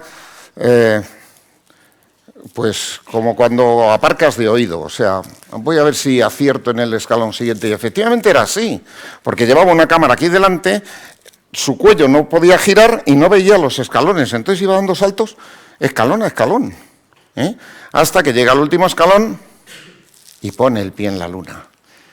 El pie izquierdo. Y ahora decimos, ¿por qué el pie izquierdo? Lo lógico es poner el pie derecho, ¿no? Siempre hemos pensado la gente que para iniciar bien un día hay que levantarse de la cama con el pie derecho, no con el pie izquierdo. Además, cuando uno está un poco así, siempre dice, hoy te has levantado con el pie izquierdo. Pues Armstrong pisó con el pie izquierdo. ¿Por qué? El Servicio Postal Americano había preparado una emisión de sellos de 5 millones de sellos para conmemorar el que el hombre pusiera el pie en la Luna. Y salían en ese día. Y le habían encargado a una de las personas que trabajaba habitualmente para ellos, que era un diseñador muy majo, el señor Calle, que hiciera un diseño. Calle hizo el diseño y ahí le tenéis, al astronauta pisando con el pie izquierdo. Así que 3 días antes de que saliera el Apolo 11, Calle estaba en su casa con su familia, haciendo una barbacoa muy tranquilo, y de repente pensó, dijo, ahí va, si yo he pintado el sello con el astronauta pisando con el pie izquierdo, ¿qué ocurriría si pisara con el pie derecho? Pues que los 5 millones de sellos van a la papelera, y eso son millones de dólares. Billete vuelo a Washington, habla con los directivos de NASA, les explica un poco el problema. Los directivos de NASA dicen, bueno, pues arreglan que el último desayuno que los astronautas tuvieron en la Tierra, el señor Calle entrara al desayuno, entró y les dijo, señores, me da lo mismo quien pise la Luna, pero quien lo haga, sea quien sea, por favor que lo haga con el pie izquierdo. Bueno, pues Armstrong se acordó y pisó con el pie izquierdo. Y gracias a eso se salvó el tema este. Después de eso salió Aldrin, se dieron unas vueltecitas por la Luna, recogieron material y hay aquí hay una anécdota que conoce poquísima gente. Armstrong tenía una palabra clave que a mí no me ha trascendido. Sé que la palabra clave está por ahí en algún sitio y algún día la encontraré. Tenía una palabra clave que si la decía en el micrófono significaba, me está entrando un ataque de ansiedad, cortad esto. Y en ese momento Houston les diría, volved a la nave inmediatamente. Porque claro, nadie sabía cómo iba a reaccionar el ser humano en una superficie extraña, viendo la Tierra allí a lo lejos. A mí me entraría un ataque de ansiedad. Bueno, pues no solo no les entró el ataque de ansiedad, sino que Armstrong además pidió a Houston extender el periodo de exploración. Y lo extendieron media hora, una cosa así. Ahí tenéis a Aldrin saludando a la bandera. Ahí tenéis la huella de Aldrin en la superficie lunar. Y llega el momento ya de volverse a casa. Bueno, pues los astronautas entran en la cápsula otra vez, se deshacen de todo lo que no es absolutamente indispensable para volver, y eso significa eliminar peso. Entonces tiran a la superficie lunar los cascos, el traje lunar, las botas lunares, las cámaras Hasselblad, o sea, absolutamente todo. Pensad solamente que el traje era tan aparatoso que en la Tierra pesaba 80 kilos, el traje lunar. O sea, que era un traje muy serio. Pues todo eso se fue a la superficie lunar. Y ya se preparan, cierran la escotilla, y Aldrin, que ya había demostrado previamente que era un poquito patoso el hombre, sí, porque si no, no se hubieran intercambiado la posición, porque cada vez se intercambiaba la posición, rompía algo, pues con un golpe mal dado rompió un interruptor, y cuando miró qué significaba, ese interruptor era imprescindible para despegar. Entonces, obviamente hay ahora toda una historia por parte de la NASA de que los astronautas con esa imaginación maravillosa se dieron cuenta de que al romper el vástago con un bolígrafo metiéndolo allí, actuaban sobre el interruptor. Pues claro, joder, sí. O sea, vamos a ver, eso se le ocurre a cualquier latino, ¿no? No hay que ser sajón para eso. Lo cierto es que actuaron sobre el interruptor y despegaron, pero vamos, aunque no hubieran podido actuar, había procedimientos de software que eliminaban el interruptor, es decir, no se hubieran quedado en la Luna. En el momento del despegue, Armstrong llevaba los mandos del despegue y Aldrin estaba sacando fotos. Y vio esta maravillosa foto en la que se ve claramente cómo los gases del motor de despegue tiran la bandera de los Estados Unidos al suelo. Entonces, la bandera americana que plantaron en la Luna los señores del Apolo 11, salvo que haya ocurrido algún milagro extraño, está en el suelo. NASA tuvo el cuidado de instruir a los siguientes astronautas de que por favor plantaran la bandera un poquito más lejos, que no pasa nada. Despegan y ahí tenéis al módulo lunar visto desde el módulo de mando cuando ya se están acercando para volver a acoplarse. Y como veis, ahora el módulo lunar ya no tiene las patas se han quedado en la Luna y aquí sí que se ve perfectamente el motor de despegue, que es este de aquí. Entonces ya se ven, Collins muy feliz, diciendo, ¡ay, qué bien! Ya vienen los que han pisado la Luna. A ver quién se acuerda de mí en el futuro. Pues nadie, porque yo creo que le preguntas a muchos americanos quién se quedó en el módulo de mando y dicen, pues ¿cómo era? Y no se acuerdan. Bueno, de hecho, muchos no se acuerdan de Aldrin. Normalmente se acuerdan de Armstrong solamente. Pero bueno, ahí tenéis al módulo lunar, se ensambla con el módulo de mando y se inicia el viaje de vuelta. Y ahora llega la otra fase un poco no peligrosa, bueno, sí, peligrosa en cierto modo, que es la reentrada. El ángulo de reentrada es importantísimo porque si vas con demasiado poco ángulo, rebotas en la parte alta de la atmósfera y ahora no estaríamos hablando de quién va a ser los primeros astronautas que van a ir a Marte. Hubieran sido Armstrong, Collins y Aldrin. Y si el ángulo, en lugar de ser muy pequeño, es un poco más alto, pues la reentrada produciría una fricción tan grande que la nave reventaría y morirían todos. Entonces el ángulo es muy, muy importante. Y además hay un efecto curiosísimo que tampoco casi nadie sabe, y es que cuando la cápsula hace la reentrada, hace una pequeña reentrada, rebota en la atmósfera y vuelve a entrar otra vez. Y ese es el sistema bueno. La temperatura que coge eso se envuelve en una bola de fuego, por supuesto, y debe haber entre 1500 y 2000 y pico grados centígrados alrededor de la cápsula.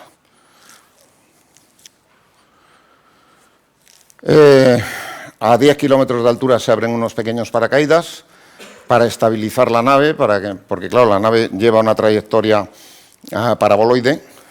Entonces esos pequeños paracaídas detienen eso y hacen que la nave empiece a bajar en línea recta, y a 3 kilómetros de altura se abren los 3 paracaídas grandes. Esos 3 paracaídas, con que solo se abrieran 2 sería suficiente. Pero tenéis que tener en cuenta que la nave inicia la reentrada a 40.000 kilómetros por hora. 40.000. Y en el océano tienen que golpear a 35 kilómetros por hora. Y todo eso sucede en muy poquitos minutos. La deceleración que sufren los astronautas en esta reentrada es de entre 7 y 7 Gs y medio. O sea que estamos hablando de que, claro, van tumbados, gracias a Dios.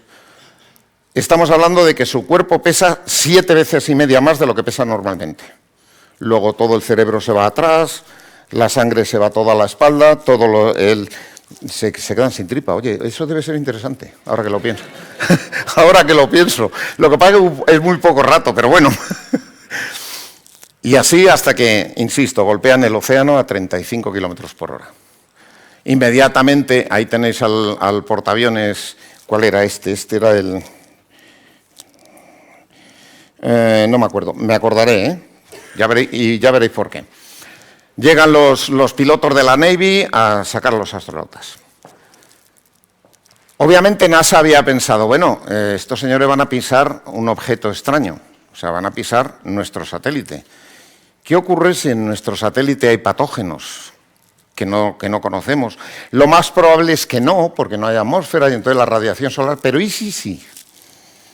Pues hay que proteger, estos señores tienen que pasar una cuarentena. Ah, pues muy bien, me parece. Yo creo que es una idea muy buena. Sí, señor, los doctores están todos de acuerdo. Obviamente la cápsula en la reentrada, como se envuelve en fuego, esas temperaturas tan altas, lo normal es que si viene algún patógeno lo eliminen, y entonces llegan los de la Navy, bajan, abren la escotilla y les dan unos trajes a los astronautas y les dicen, poneros esto que tenéis que iros a cuarentena. Lo de abrir la escotilla, pues a nadie se le ocurrió que un patógeno pudiera salirse por ahí. En el fondo, ¿por qué sí iba a salir, verdad? Vamos, hombre, por favor. Luego sí, luego dice que la bañaron con betadine por dentro. Sí, claro, después de abrirla, la bañáis con betadine. Bueno, vamos a...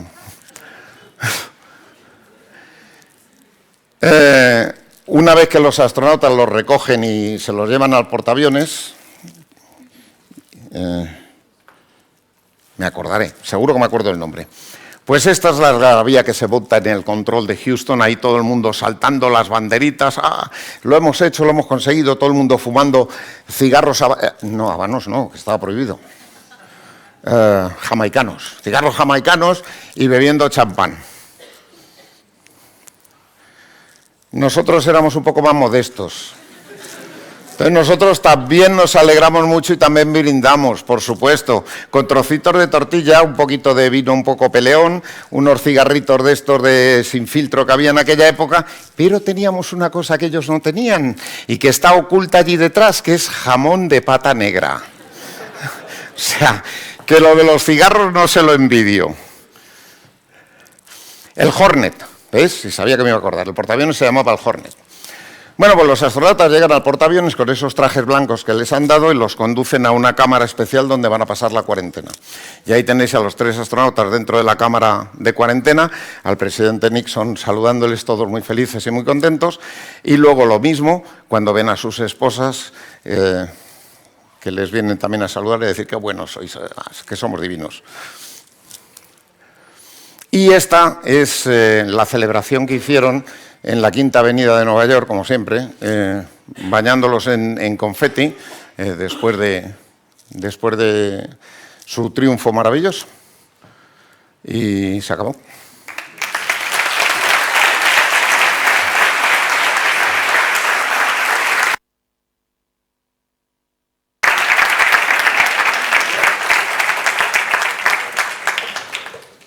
A ver.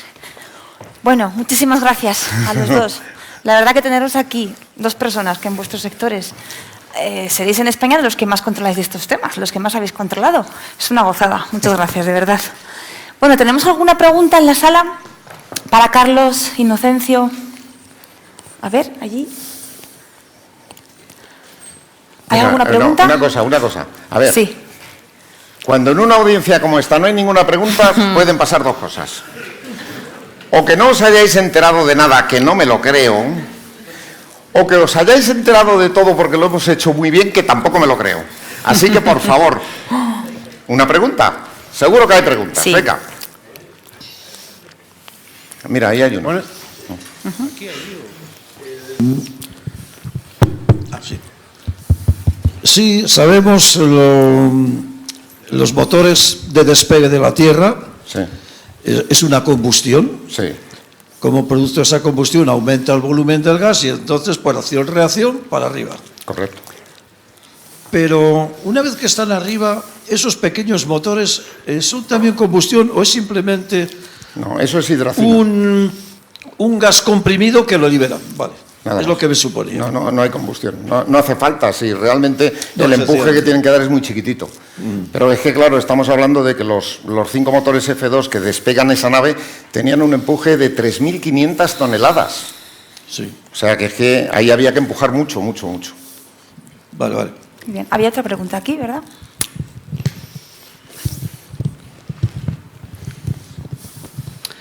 Hola, buenas tardes. Muchas gracias por la charla, por las 2 charlas. Mi pregunta va relacionada sobre la reentrada.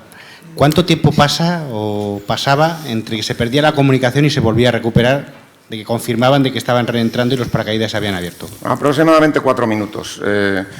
Una vez que la bola de fuego ioniza el aire alrededor de la nave, se pierde la comunicación y alrededor de 4 minutos después esa bola de fuego ya se va enfriando, además la nave ya empieza a ir más despacio y en el momento en que se desioniza el aire se recupera la comunicación. Ha habido de todo, ¿eh? O sea, ha habido desde 3 minutos y medio a 4 y medio, pero vamos, lo habitual eran 4 minutos. Eso era lo que se llamaba el Communications Blackout. Y era algo que se esperaba, sabían que iba a ocurrir, sabía cuándo iba a ocurrir y cuando estaban a punto de volver a recuperarse la comunicación en Houston empezaban a llamar inmediatamente Apolo Houston. O sea que... Buenas tardes.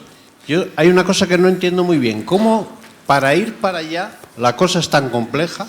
Hay una nave súper grande y todo eso y sin embargo de la vuelta casi ni hablamos. Con un módulo chiquitín, para hacer el mismo viaje no hay ninguna complicación. Esto no lo acabo yo de entender. Vamos a ver. Estamos hablando de que hay que salir de gravedad terrestre. Hay que alcanzar una velocidad de 11,4 kilómetros por segundo para abandonar la gravedad terrestre. Pero en la Luna hay 1/6 de la gravedad terrestre.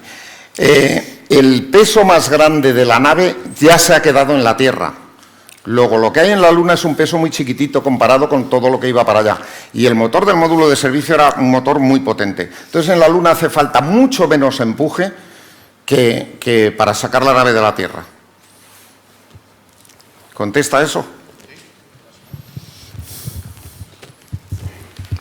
Oye, Inocencio está aquí para algo, ¿eh? Toda la tarde escuchando vuestras anécdotas e historias. Sí, yo tenía una pregunta. Carlos. ¿Por qué en la Luna no se puede caminar con el sol de espaldas? A ver, en la Luna no hay atmósfera, luego no hay sombras. No hay sombras, no hay penumbra. En la Luna lo que está el sol está brillando tremendamente porque está el sol, y lo que está oculto al sol es oscuridad total y absoluta. Entonces, si caminas con el sol a la espalda, no ves dónde pones los pies, porque delante de ti es oscuridad absoluta. Y con un poco de suerte pisas un agujero, te caes, se te rompe el casco y un astronauta menos. Entonces, eso se entrenaba mucho en la Tierra para que no lo hicieran jamás. Y además, no era solo eso, además tenían que moverse constantemente, no podían estar siempre en la misma posición. Porque si estás siempre en la misma posición, en el lado que te da el sol, puedes alcanzar 200 grados centígrados y en el lado que no te da el sol 200 bajo cero. Y a pesar de que su sistema de climatización del traje era muy bueno, pues hombre, freírse por un lado y congelarse por el otro, como que debe ser incómodo. Venga, Albe, oye, por favor, hacerle alguna pregunta. Hola, buenas tardes. También te quería preguntar, ¿qué pasó con el módulo lunar? Porque has hablado de la reentrada, no sé si es que no he estado muy atento. ¿Dónde quedó el módulo lunar? No, el módulo lunar se desprenden de él en la Luna.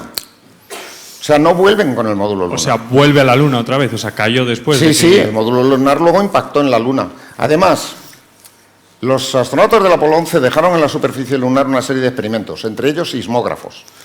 Les interesaba impactar el módulo lunar en la Luna para que los sismógrafos fueran capaces de determinar la composición del suelo, debido a que las ondas de choque no viajan a la misma velocidad en unas densidades que en otras.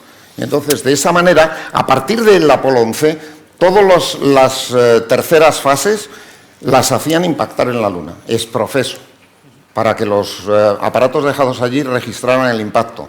Sin embargo, en la del Apolo 11 no, porque todavía no habían puesto el experimento.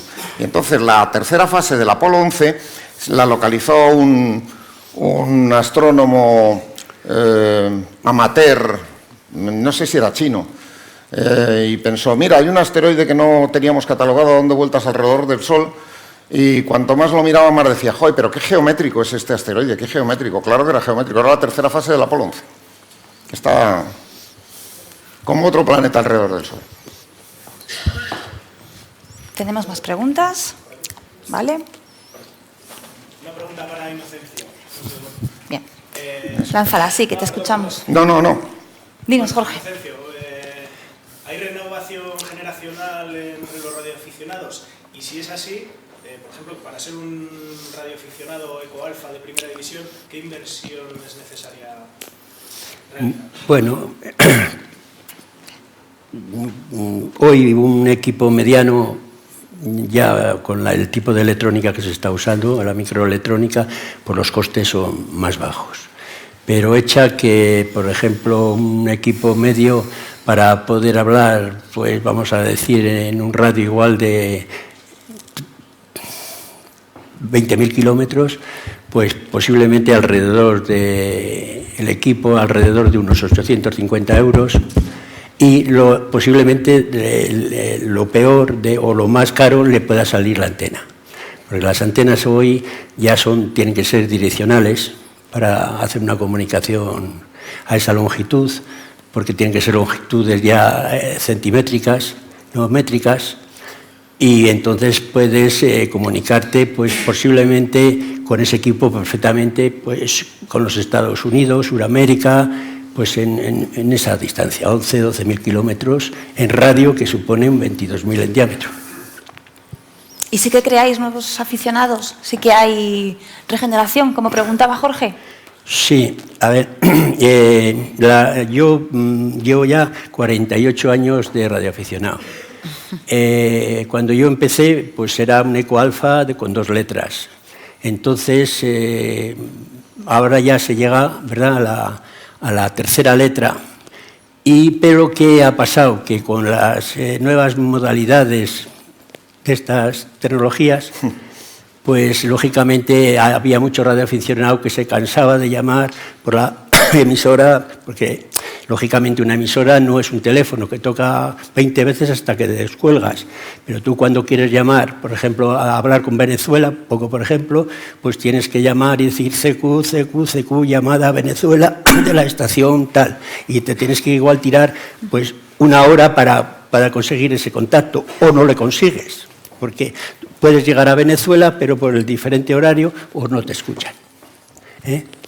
Pero ha subido el Q del radioaficionado, ha subido la calidad, porque mucha gente, lo que comentábamos antes, se compraba un equipo, por lo que decimos, pues para hablar con Venezuela, para hablar con lo que sea, y entonces hoy con estos medios pueden hablar sin ningún problema y a la hora que quieran. Bueno, entonces el componente sentimental, aparte del técnico, que es obvio, es muy grande. Vale, ¿tenemos alguna pregunta más?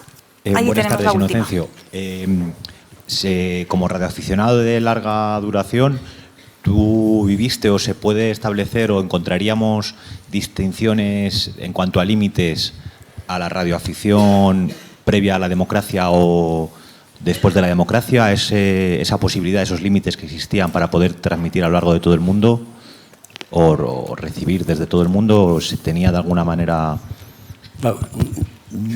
No lo he entendido bien, pero me supone... Por parte de las autoridades, ¿no? O con otros estados que puedan tener regímenes... Sí, me supongo que yo en la época que me hice radioaficionado estaba Franco y entonces había una serie de limitaciones donde posiblemente podías hablar, pero te hacían ya unas referencias de países que no se podían tocar. Sí, creo que te refieres a eso. ¿Sí, es eso? Sí, y ahora actualmente pues da igual hablar con Cuba que con la China, que con el Japón, que con Rusia, no hay ningún problema. En la radioafición lo único que no se puede hablar es de política. De lo demás puedes hablar de todo. No, porque si hablas de política, pues el otro puede ser del Pepe, el otro del Juan, y resulta que has montado un follón en la radio que es mejor no escucharlo, porque no llegan a las manos porque no están juntos. Hola, buenas tardes. Mi nombre es Javier, también soy radioaficionado. Y bueno, nada, comentar que estábamos hablando del tema de comunicaciones espaciales y todo, que también decir que en el 69 había equipos de radioaficionados que estaban escuchando las conversaciones, que no era tanto ahí alta tecnología. Bueno, a ver, en esos años es un poco bravo decir que escucharían esas conversaciones. ¿Por qué? Porque en esas longitudes de ondas se necesita una antena direccional de una ganancia tremenda. O sea, no es ya el que tú puedas escuchar el sonido. Tú posiblemente escuches una portadora, pero no inteligente. Quiero decirte que es un ruido, porque efectivamente, aunque la potencia de radiación de donde estabais vosotros pues sería alta, posiblemente igual 2 kilovatios. 20 kilovatios. O 20 kilovatios más. Pero el aparato no podía tener 20 kilovatios, porque para eso se necesitan unas baterías que pesaría más que el equipo por el consumo, ¿no? Entonces ese aparato estaría trabajando con 2, 2,5, 5 vatios como máximo. Sí. Y claro, escuchar al que transmite 20 kilovatios, pues podía ser por distancia en un círculo pequeño, pero escuchar Burgos en Madrid, eso es imposible, porque es como un láser, eso empuja, si te sales de esa dirección, lo que hablábamos de las antenas, pues entonces se acabó la comunicación. Fíjate, con las antenas parabólicas nuestras, si te desviabas 250 milésimas de grado del sitio al que transmitías, ya no se recibía nada. No se recibía nada. Yo, hay radioaficionados, y yo he hablado alguno con ellos, de que sí que escuchaban, eso hay mucha mafia también, y mucha gente te puede contar cuentos.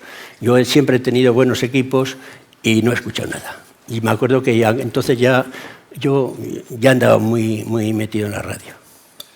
Bueno, gracias a los dos. De verdad que estaríamos escuchando estas historias y anécdotas mucho más tiempo, pero no podemos. Muy bien. Un fuerte aplauso y muchísimas gracias. Gracias. Vale.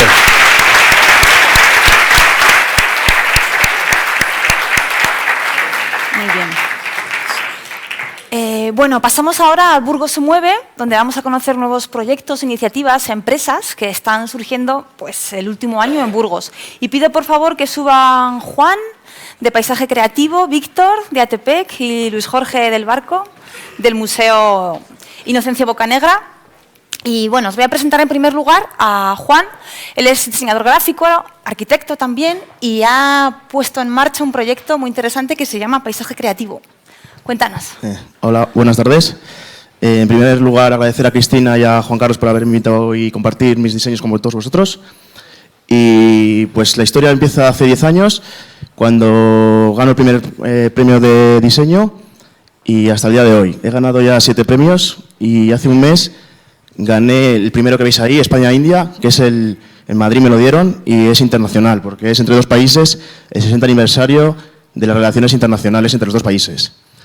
Los demás pues son de empresas privadas, de asociaciones, fundaciones, y entonces me he animado con estos premios que he ganado a formar mi propia empresa y a hacer diseños a todo el mundo que quiera, pues que quiera un diseño, ¿no?, de mi estilo. Y pues ahí veis alguno, por ejemplo, gané también el premio de San Glorio, luego el de Sociedad Española de Ciencias Forestales de arriba. Este fue el primero, este fue hace 10 años, que lo hice con Paint, que seguramente ese programa lo utilizaréis vosotros, pero luego ya me he utilizado unos programas más técnicos, ¿no? Luego aquí unas tarjetas navideñas para un centro gerontológico de Burgos, mira, ese es de Burgos. Una ecogranja, luego también aniversarios como el Quijote, el 50 son propuestas, en La Palma, y el Ejército del Aire también, una peluquería. Bueno, ya como veis, es variado, y aquí son algunos de mis proyectos. Tengo más, claro, pero estos son algunos de los que he realizado. Luego también otra propuesta, Santander 2014, aquí abajo, que es del campeonato de vela que hubo mi propuesta, pero no ganó ese. El Festival de Jazz de San Sebastián. Y es un poco lo que hago. Hago imagen corporativa principalmente, como veis, branding, naming y luego todo el soporte adaptado a vehículos, a tarjetas de visita, a todo lo que se puede adaptar, estos como vosotros sabéis, ¿no? Entonces tengo el Facebook también, que se llama Paisaje Creativo, ahí sígueme. Entonces lo mejor que os invito a que me conozcáis en persona o vía email o Facebook para que me conozcáis más, mi estilo y las posibilidades que puedo hacer, ¿no?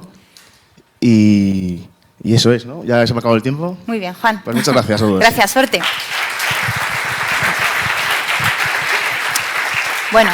Bueno, buenas tardes. Lo primero, agradecer la oportunidad, que está muy guay para las empresas que estamos empezando en Burgos. Y entonces os cuento, nosotros somos Atypic, somos una empresa que nos dedicamos a la arquitectura tensada, y como no tendréis ni idea de qué es esto, pues intento explicar un poquito. Básicamente creamos estructuras de tela o de plástico, tensadas lo más posible, y nos dedicamos a cubrir espacios, ¿vale? Espacios de todo tipo, desde el jardín de vuestra casa o del pueblo, para crear una zona de confort, tapar del sol, etcétera, hasta un espacio enorme, un espacio público, digamos un parque a través del ayuntamiento, etcétera, etcétera, ¿no? También nos dedicamos un poco al diseño de estructuras de interior con esta tecnología que utilizamos. Pero el tema de la tecnología casi prefiero que os lo explique mi socio, que es el arquitecto, y que os cuente él un poquito, ¿vale, Víctor? Bueno, yo básicamente, como tenemos muy poquito tiempo, os voy a explicar por qué elegir nuestro producto antes que cualquier otra cosa, otro sistema que podéis pensar, bueno, para taparme el sol de la lluvia hay muchas otras cosas y no esto que me parece muy raro que no lo he visto nunca. Bueno, pues por 2 motivos principalmente. El primero de ellos, porque una de las características de nuestro sistema es su ligereza, y esta ligereza hace que sean muy fáciles de montar, hace que además sean muy baratas. Y además la sostenibilidad, que es una cosa que nosotros queremos incidir mucho en eso. Y la otra cosa es el diseño. Bueno, ya estáis viendo en las imágenes que son unos diseños, las formas que crean estas lonas tensadas, unos diseños muy llamativos y dinámicos y que, bueno, en cualquier espacio en el que se instalen, pues lo hacen único y especial. Y bueno, eso es un poco todo. Muchas gracias.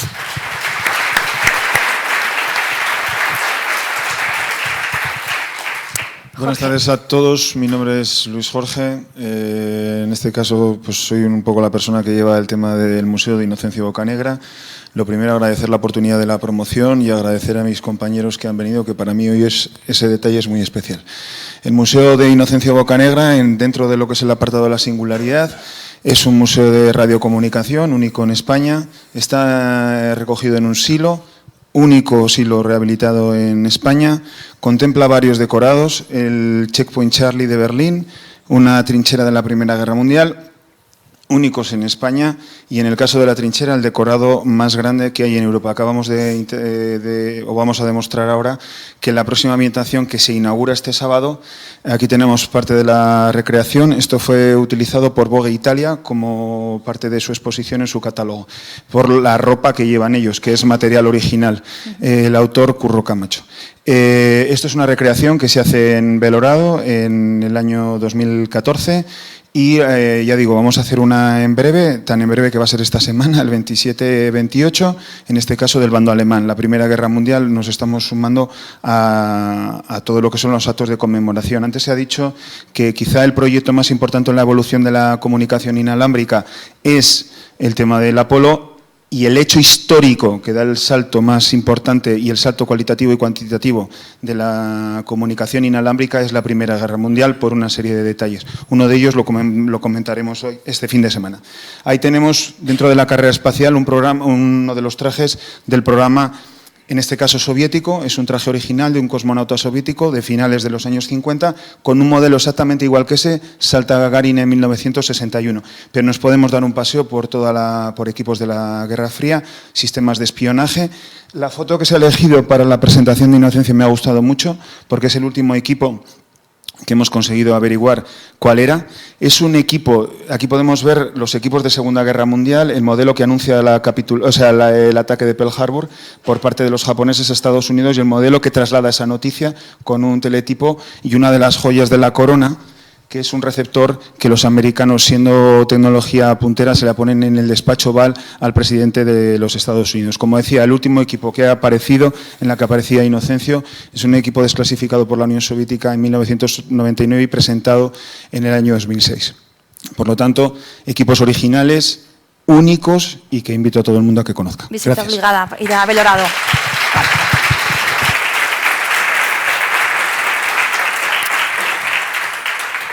Muy bien, bueno, yo voy a hablaros del Congreso y Redes. Es el Congreso Iberoamericano sobre redes sociales, que ya ha dicho antes Juan Carlos, y que vamos a celebrar la próxima semana en Burgos. Este congreso lo hacemos entre dos empresas burgalesas. Yo soy socia directora, 9 Comunicación, y otra es Tres Tristes Tigres. Nos ayudan a organizarlo también más burgaleses, como Álvaro Barona y más compañeros que hay, y empresas que se vuelcan. ¿Por qué os cuento esto? Porque, bueno, pues es de bien nacidos ser agradecidos. Entonces, os cuento que este congreso sale con la ayuda pues, de mucha gente. ¿Y qué tenemos? Pues durante 2 días, una serie de ponencias, de mesas redondas, de diálogos. Rubén, si puedes bajar, por favor, el resto de la web, ¿vale? Aquí, contenidos del programa. La web es irredes.es. Vale, poquito a poco, vamos bajando. ¿Qué tenemos? Este congreso trata sobre comunicación, sobre marketing, sobre publicidad y también sobre la actualidad que gira en torno a las redes sociales. Vale, vamos a tener de estos 44 ponentes pues algunos nombres, ¿no?, que brillan con luz propia, pues como Arturo Pérez Reverte, el periodista Manuel Javois, Quique Peinado, Joaquín Reyes. Tenemos a 2 grandes publicistas, uno de ellos es Toni Segarra, que está considerado uno de los mejores creativos publicitarios del siglo XX, pues va a estar aquí en Burgos la próxima semana dando una charla sobre publicidad. Van a venir youtubers también, van a venir fotógrafos personas que trabajan en Instagram. Es decir, tenemos un elenco, un programa de contenidos que estamos preparando durante muchos meses para que durante 2 días en Burgos pues, disfrutemos de este congreso que pretendemos poner a Burgos, como ha dicho antes Juan Carlos, en el mapa, ¿no?, de las redes sociales y dar a Burgos pues, todavía más eco. Llegamos a tener trending topic, en fin.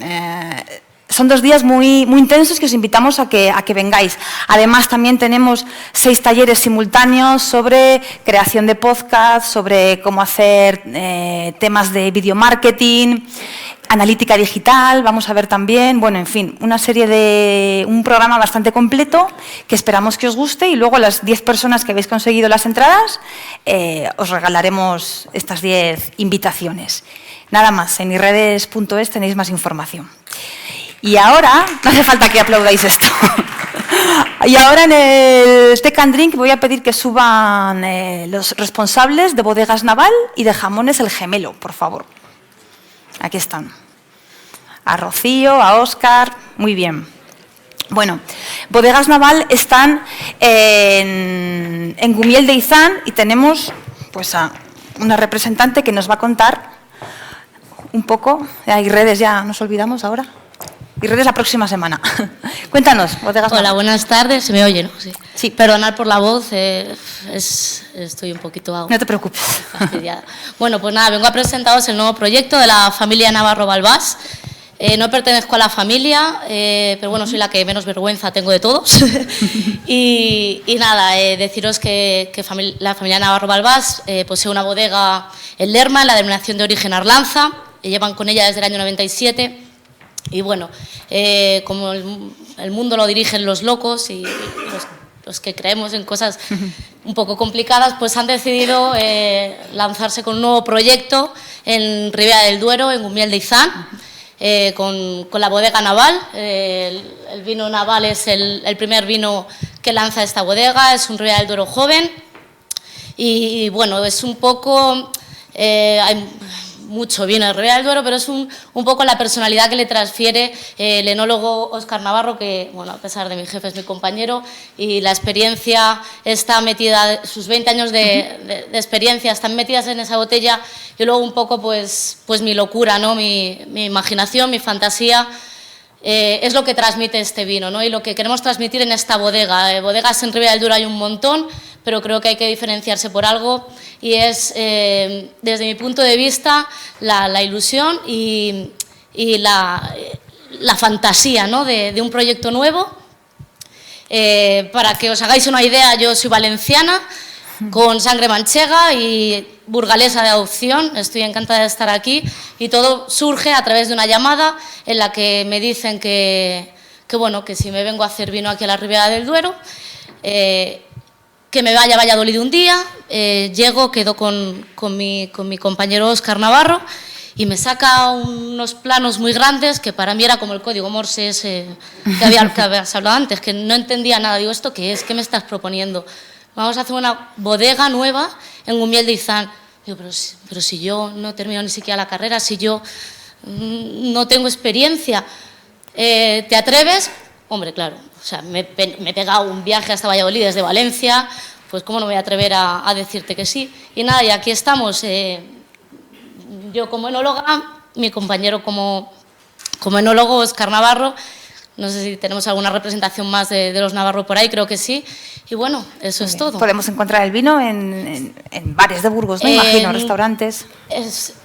Bueno, en Burgos tenemos... En Burgos ya tenemos alguna... Ven, es que tiene más vergüenza que yo. En Burgos ya tenemos alguna representación que estamos vendiendo el vino y bueno, pues le vais a conocer ahora afuera en el patio de atrás y la verdad que, bueno, estamos empezando. Nosotros aparte tenemos el vino tinto Lerma, que ya está bastante introducido en Burgos y en otras partes de España, y espero que os guste. Muchas gracias por la atención y, gracias. Y a probarle. Bueno, muy bien. Jamones El Gemelo desde Pradoluengo. Pues buenas tardes. Yo soy Rocío Arceredillo, de Jamones El Gemelo, de Pradoluengo. Y somos una empresa pues, que llevamos muchos años trabajando el producto desde 1950, que comenzó mi abuelo elaborando jamones para vender en la taberna que tenían, donde lo típico era el plato de jamón o el bocadillo de jamón. Hacia 1970 ya fue mi padre, Tomás Arceredillo, que también me acompaña, pero tampoco se ha atrevido a subir, el que continuó con el negocio y desde hace 15 años pues, soy yo quien está al frente. En todos estos años pues, ha cambiado todo mucho, pero no la forma en que elaboramos nuestros productos. Lo seguimos haciendo de manera artesanal, respetando el tiempo de curación natural que necesita el producto. Y también mantenemos el adobo y el ahumado, que es algo muy característico de nuestros productos. Nuestros puntos de venta principales pues, vendemos un poco en todo, en tiendas, en charcuterías, supermercados. Y distribuimos sobre todo en la zona norte y centro de la península. Aunque hoy en día, gracias a las redes sociales, a nuestra página web, que como estáis viendo, tenemos también la tienda online y llegamos un poco pues, a toda la población. Nuestro producto principal es el jamón, pero también elaboramos pues, panceta, lomo, costilla, patas y orejas. y todo ello con la misma calidad de nuestros jamones, que están avaladas por las marcas de garantía de Tierra de Sabor y de productos artesanales de Castilla y León. Y pues poco más que decir, que agradecer mucho la oportunidad que nos habéis dado de estar aquí esta tarde, tanto desde Burgos Alimenta como vosotros, poder dar a conocer nuestra empresa y nuestros productos. Y nada, deciros que seguimos trabajando día a día con mucha ilusión para continuar lo que mi familia creó con mucho esfuerzo y que todos podamos seguir disfrutando de los jamones y de los embutidos del Gemelo. Gracias, Rocío. Y nada más.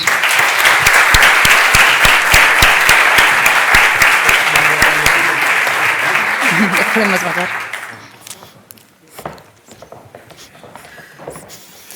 Muy bien. ¿Ahora? Ahora. Bueno, Rocío, que no era tan complicado, ¿no?